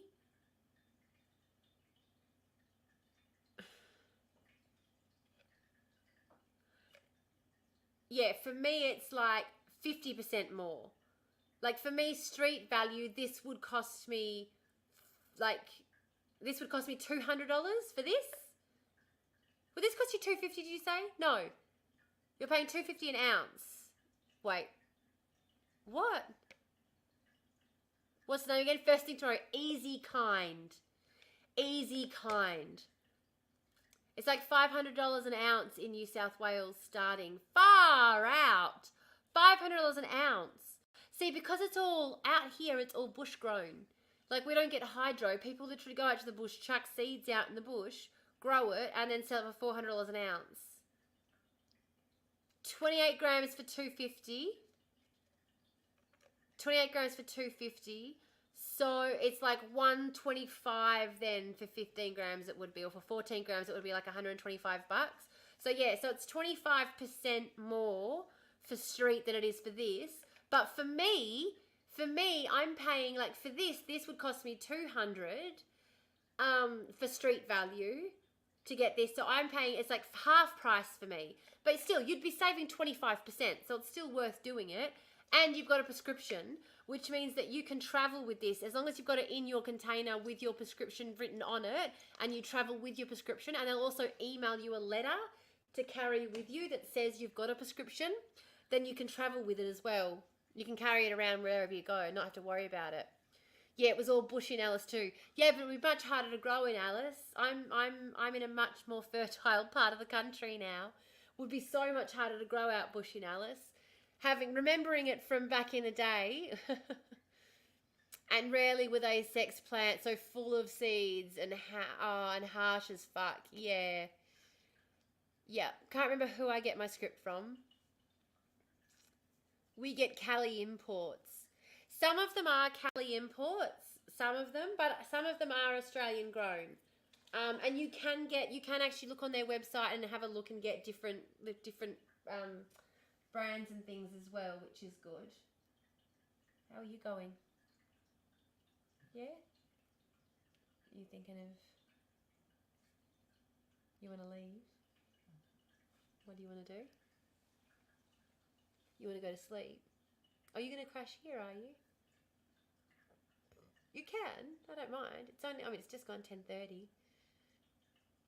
I was planning on staying on live for another half an hour at least, because I wasn't really...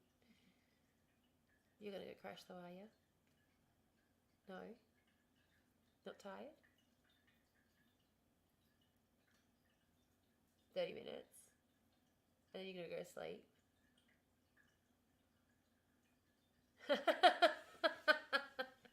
I mean, I don't know why you're so, like, nervous to actually speak out loud. I can't remember who I get my script from. Oh, there we go. Bentley Corner Pharmacy is where I get the script filled. So that is the other thing as well, depending on what state you're in. If you are in Victoria, Easy Kind is in your state, and once you've got your prescription, you can get your prescription emailed to you, and you can just look up any pharmacy that fills scripts, and you can go in there. Okay, so they fill it. They'll only be able to fill it in the state where it's issued, being in Victoria, which is why I get it posted to me. It's only $15 for postage. CMA Clinic is my doctor.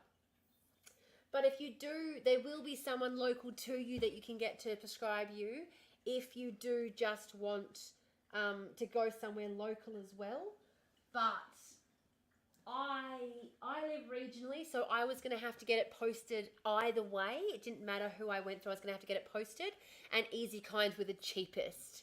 They were the cheapest to get, like, scripts through. They were the cheapest. The thing that really annoys me is that every time you get a refill script, you answer the phone calls 4 minutes, and you've got to wait a day to get the script, right? And doctors will charge you $60, $70 for that appointment. That's what was really annoying me. Easy Kind don't, and I'm not sponsored by them at all, but Easy Kind, it was $30 per script refill. So you call up your doctor and he's like, how you going? Good, any changes? You let him know, he just does it, excellent, no worries, script sent out to you. You'll get it the same day, you'll get the script the same day, and it only costs $30. Like, the quickest, the cheapest that I have absolutely ever dealt with, 100%. 10 out of 10 would recommend. I would say do not rely on the app to order. The pharmacy have an app that you can order your scripts through called Script Pay. Don't go through the app. Look at your scripts that your doctor sends you. Decide what you want to order. Send an email to the pharmacy asking for it, and they'll send you a text message with a code asking you to pay, and then you just go into the app to pay for it. That's the easiest way to order it. If you try and order it through the app, something will go wrong with the order because the app doesn't communicate properly with their computer system. And they've been trying to develop their own app like for a while, but they're having issues with it. But yeah, if you just email them your order, then they'll fill it and get it posted out to you same day. It's awesome. Yeah. Don't bother getting the oil. You need a health medication with you need a health condition with 2 medications that haven't worked. Correct. Yeah. So also, if you can cite a reason that the medication, so for me, the medication I had been on was escitalopram for anxiety. And one of the big side effects of escitalopram is sweating. And particularly at nights, I was getting really bad night sweats. Now, I suffer from insomnia. And my insomnia medication was unfortunately conflicting with my escitalopram. So I couldn't take my insomnia medication because it was conflicting with my anti-anxiety medication. And my anti-anxiety medication was causing me night sweats, which was meaning that my insomnia kept flaring up. And so I needed one thing that I could take that would deal with both the insomnia and the anxiety, that would take care of the night sweats so that I wouldn't have, the sleeping issue. And when I told the doctor that, when I literally just said to her, insomnia, night sweats, escitalopram, she just went, yep, no worries, perfect. My last med caused my heart rate condition to worsen and I had a mini stroke. Yep. Oh my gosh, absolutely. And this is what's so funny as well, because people always go, oh my God, it's so easy to get prescribed this stuff. It's like, yeah, but it's not exactly like you're making it up. We tell you what it takes to get prescribed it. And it's like, yep, that happened to me. Yes, I have had all of these issues with regular medications, usual pharmaceutical. I don't have to yell. Why am I yelling? I can literally whisper and you can pick up on it on that microphone, can't you? I know you can. I don't know why I keep yelling. I know you can hear me when I'm whispering. God almighty. I had to relearn how to walk and I'm in a wheelchair now. Goodness me. Goodness me.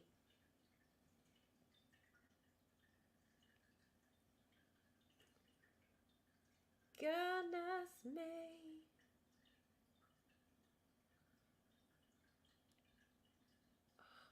Okay, sorry. Oh my God.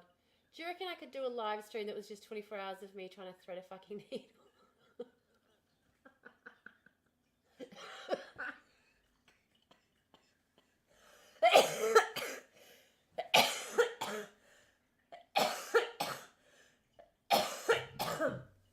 God. Okay. Are you going to try and thread it for me? Can I get you to thread this needle for me? I don't reckon you can do it. You do not have anywhere near the dexterity I do. No offense. What I need is a fellow friendly lesbian. Oh, so close with that one. I'm ambulatory, but I can't walk long. Yeah.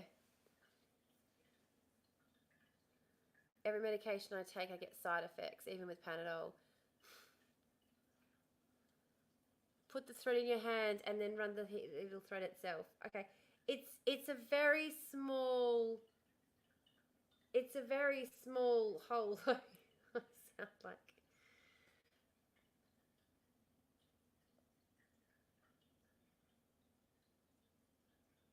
I see it trying to thread itself. I see it trying to thread itself. I can see what you mean.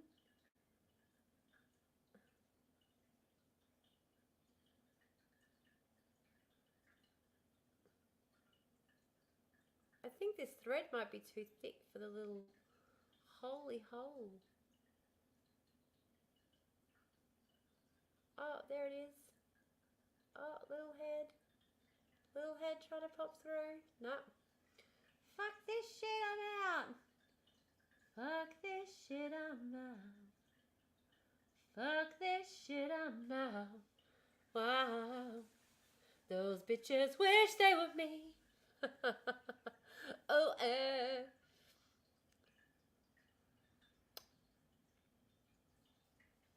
Oh, world. I want to get a gate bug or a glass. Ooh. Do you know what? Yeah, I got a vape and I hated refilling it as well also. I have a family member who's currently over in Thailand, and they were bragging to me about the state of purchasing implements and things over there. And I have them on the lookout. Hey, I got it. I have them on the lookout for me for a ceramic bong, because that is what I would like. I would really like. Where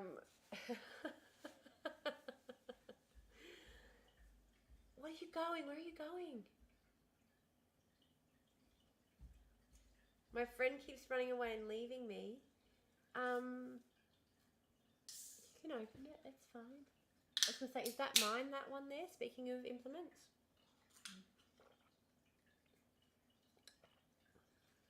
I need to blow my nose again. I can feel it getting blocked right here.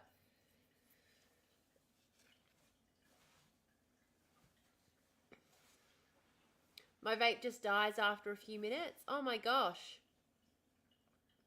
Mine was really, really good. Mine is, I should say, really, really good. I still have it. I lent it to my best friend. Well, I gave it to my best friend. Let's be honest. I gave it to her. Because I hated refilling it, and I just wasn't using it very often because I hated refilling it so much. But every time I go up there and we go out, I steal it back off her, and she's like, yeah, whatever. Like, she still treats it like it's mine. Oh, I'm a sneaky bitch.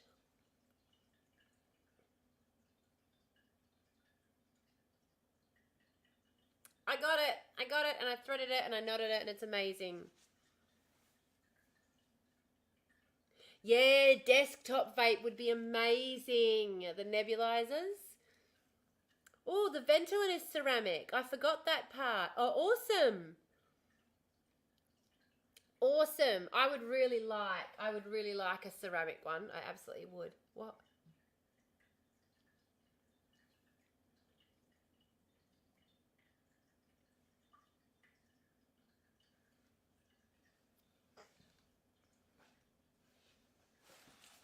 Okay, I'm going to mute while I blow my nose. And then I'm going to get started stitching this, and I have to talk about something while I'm trying to stitch this. What do I talk about while I'm sewing? I can't do two things at once. I'm not that talented. What? What? What? What? I feel like you're being very sneaky over there. What? Big boobs? It's not. These are my shape boobs. She's pretty much the same shape as me, this lovely lady. It's a nice cut, he says, because he can see my tits.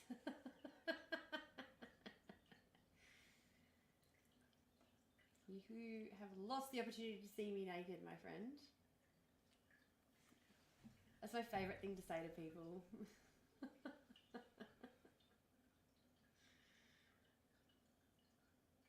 Oh my goodness, I've started sewing it. Everyone can relax now. I started it. Okay, love that Gatorade. Yeah. That's where you can get to see a doctor for your prescription. Yeah, there you go. Yeah, you can send links. Absolutely, you can send links. And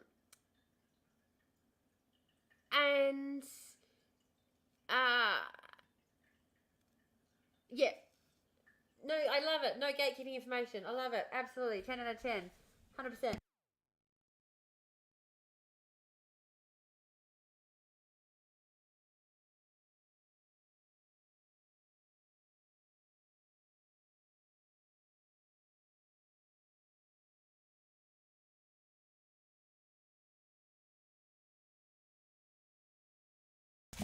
Yay! It's an alright vape, but $300. Yeah. Oh, well, see, the vape that I bought, the handheld vape that I bought was $400. So, you know, like I bought a pretty good one, and I hated refilling it so much that I ended it up. And I found I only used it when I went out, and I only went out when I was with my friend, and my friend, you know, would get a lot more use out of it than me. I've got this ear bloody sinus infection. It's annoying me. $300 for a desktop vape. Yeah, mine was $400. Volcano desktops are $800 for desktop. Yeah, that's what I was thinking. Volcano desktop is the one I was thinking of. They're about $800. Yeah. Yeah, you can get vapes for as cheap as $50 though. You can get like cheap vapes for as little as $50. It's not like you have to spend $400, you know? Yeah. Yeah, more people who smoke joints. And that's the thing is, I just don't. I've always preferred to have a bong. But I really want a ceramic bong because apparently it's much smoother to smoke out of. I don't know. I've never tried one. I was literally going to take up pottery making though so I could make my own. That's how badly I want to try one. I was going to say, I got a friend who's over in Thailand at the moment. They're going to keep an eye out for me. Fingers crossed. Fingers crossed. I have like a chocolate milk one. Ooh, very cool. Very fancy. Awesome. Hey! That's why when we already do. Okay. So I talk all the time about the commune, right? We're starting a commune. That's the whole reason I keep saying to everyone, go and join the Discord. Join the community builders. Join the Discord. Because we're seriously going to start a commune. And we're going to have, like, I've got 7 different sewing machines. We're going to have sewing areas set up. We're going to have all these different craft areas set up. And I'm going to get a fucking kiln. Because we're going to have to make all of our own, you know, plates and shit. And I'm just like, yeah, fuck yeah. We're going to make bongs coming out the wazoo. We're going to have implements coming out the wazoo, I should say. Oh. Oil slick iridescent. Love it. Oh, I got a chip when I bought it. Damn it. Commune life is definitely in my plans too. Yes. We've already started. We've got a 5-year plan. In 5 years, we're going to have the land for the commune. That's the plan that we have in the community. And yes, this is, I'm not even kidding. So Tomorrow versus the Void, we have the Void is the Discord group. You can join the Void, the Discord group. And there are people in there. We are genuinely starting a commune together. So, you know, it's a 5-year plan. 5-year plan for the commune. I own a bus. Yes! Winning. Yep, there's your funding. Yep. Nah, police just round you up and shoot you all. You need a place with access to water. Yeah. No, that's why where I am regional. So it's going to be nearby where I am. I've already explained to people. I was talking to Tim about it the other day as well. I was like, you're going to have to come over here, Tim. You're going to have to move over here.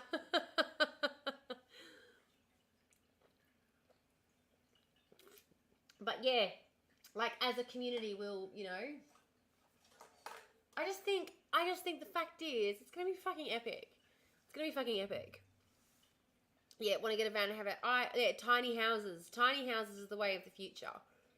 And even when I was talking the other day about how much I've thought about the commune and the different levels of housing that we will have, like Ultra Soapy, there will be somewhere for your bus on the commune. Like we will have concrete pads set up for tiny houses on wheels for people to come and go, because part of the plan is to have, I'm going to be running a diversionary program, but I'm also going to be running a program for people who are exiting from prison or from jail who need, you know, housing when they first come out and help finding a job and whatever.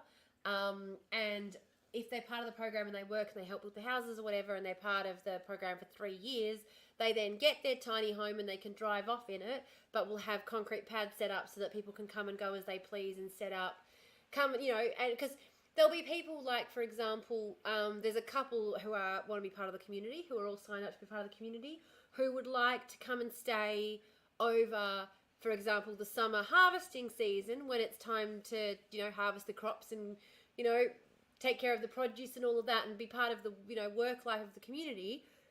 But then during the winter time, they'll get in their car and they'll get in their tiny home and they'll travel up north to the tropics because they can't really handle the cold on account of their elderly bones.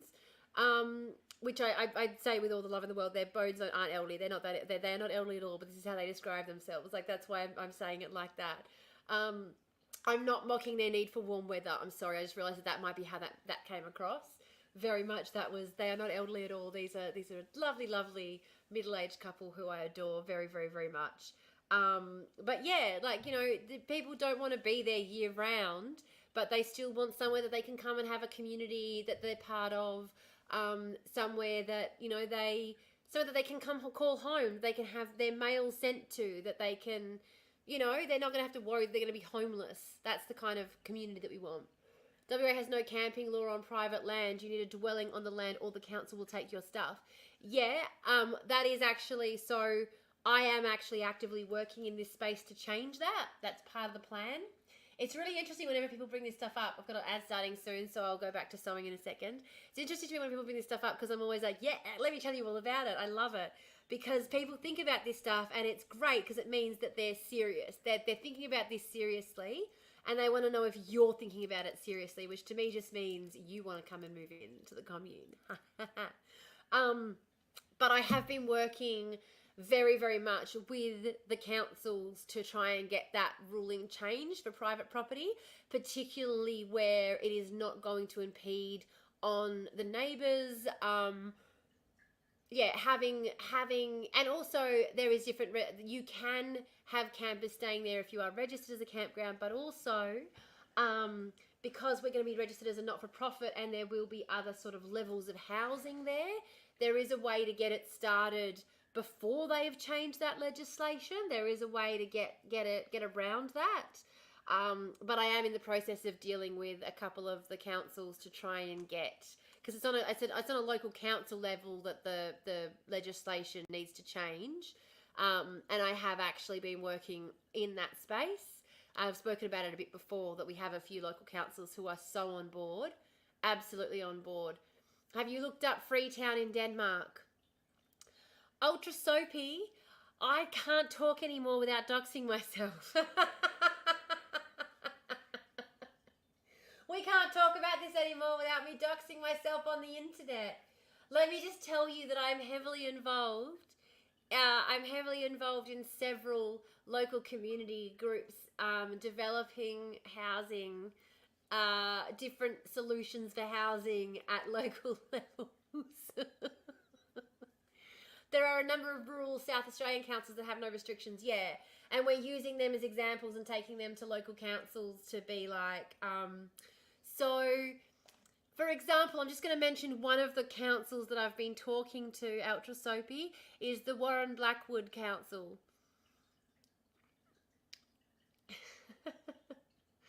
Is it Blackwood? Warren Blackwood? The river. Is it the Warren Blackwood River?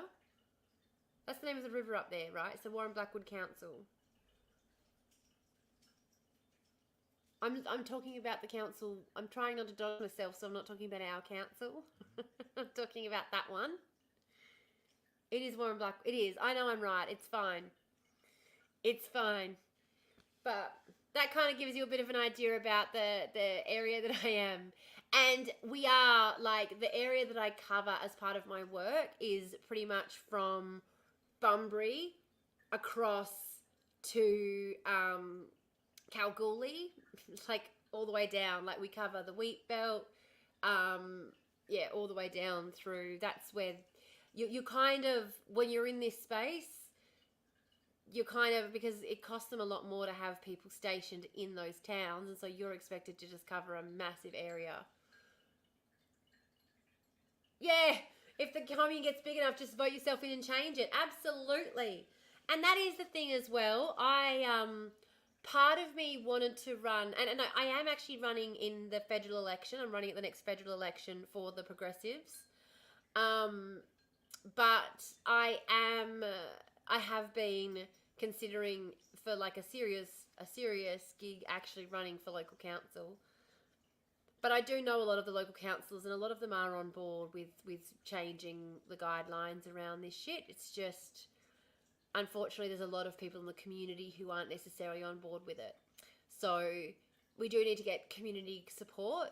And I think having something that we can show them as a proof of concept, so getting ourselves set up as a campsite with temporary housing and like short-term housing for people, or even, for example, buying an existing establishment that is set up for that and operating that way, and using that as a proof of concept to be able to point to the local community and say, this is what we're talking about. That's probably the best way to go about changing legislation on a local level. Because the biggest problem we do have in the communities is the NIMBYs.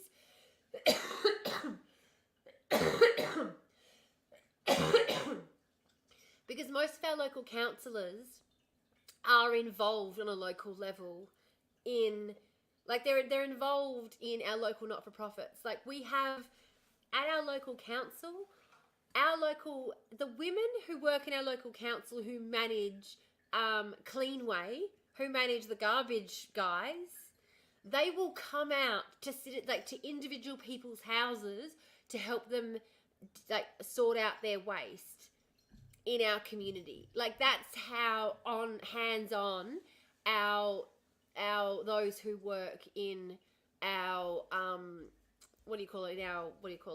local office are. That's how dedicated they are to the local community. So they know, they're on the ground, they see every day, they understand that this would be a great thing. They're not at all against it. Like, most of them are really on board with what we're talking about and have come out to talk to us about, and have helped us find funding and develop different programs to help tackle different issues in the community. Like, we work together with the local council so well. But the problem is that the individuals within the local council have a preconceived idea about what it's going to look like, and they're imagining seeing tents set up on every single front drive. That's what they're imagining. My waste management is burning in the backyard, and that is for a lot of people living out regional, which is why, so many. It's why these ladies are willing to go and do what they do as well. It really is, but the difficulty, as I said, is that we have a very aged population, and a lot of them are NIMBYs and do not want to see a lot of change in the local community. So, unfortunately,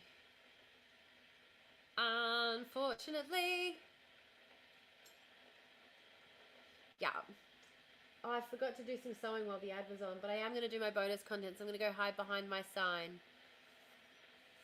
I'm going to hide behind my sign. Why is the new followers not updating? I don't know why. Newest void. Refresh.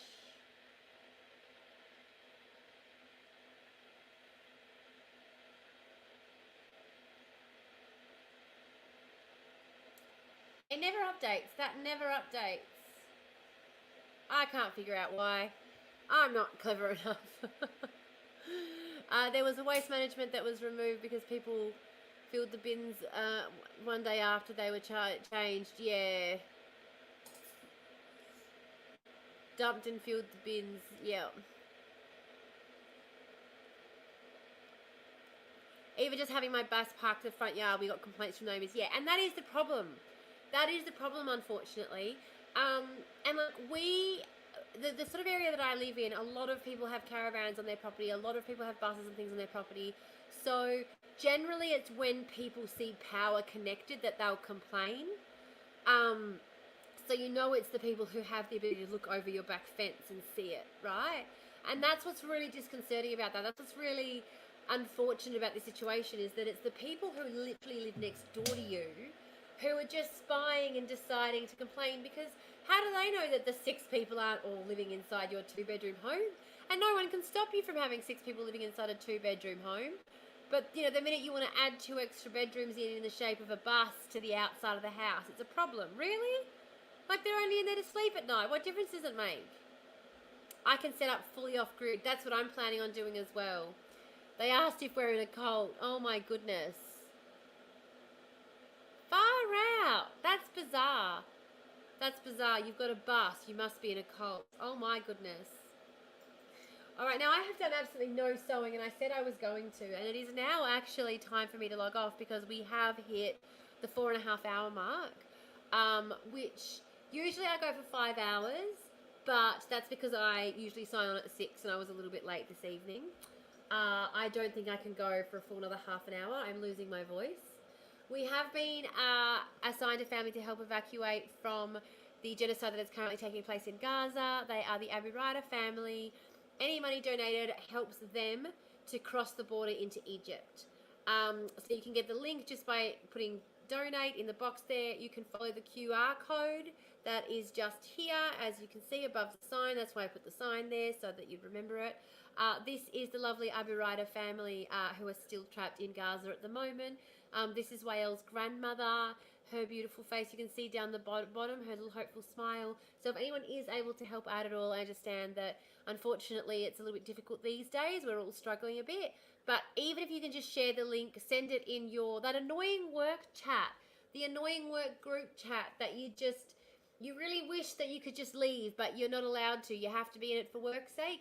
Just send it. Keep sending it. Send it every day in that chat until they kick you out or tell you to stop. You know? There you go. There's the link. Send it in every single family chat. Send it, just post the link just spam it in YouTube comment sections.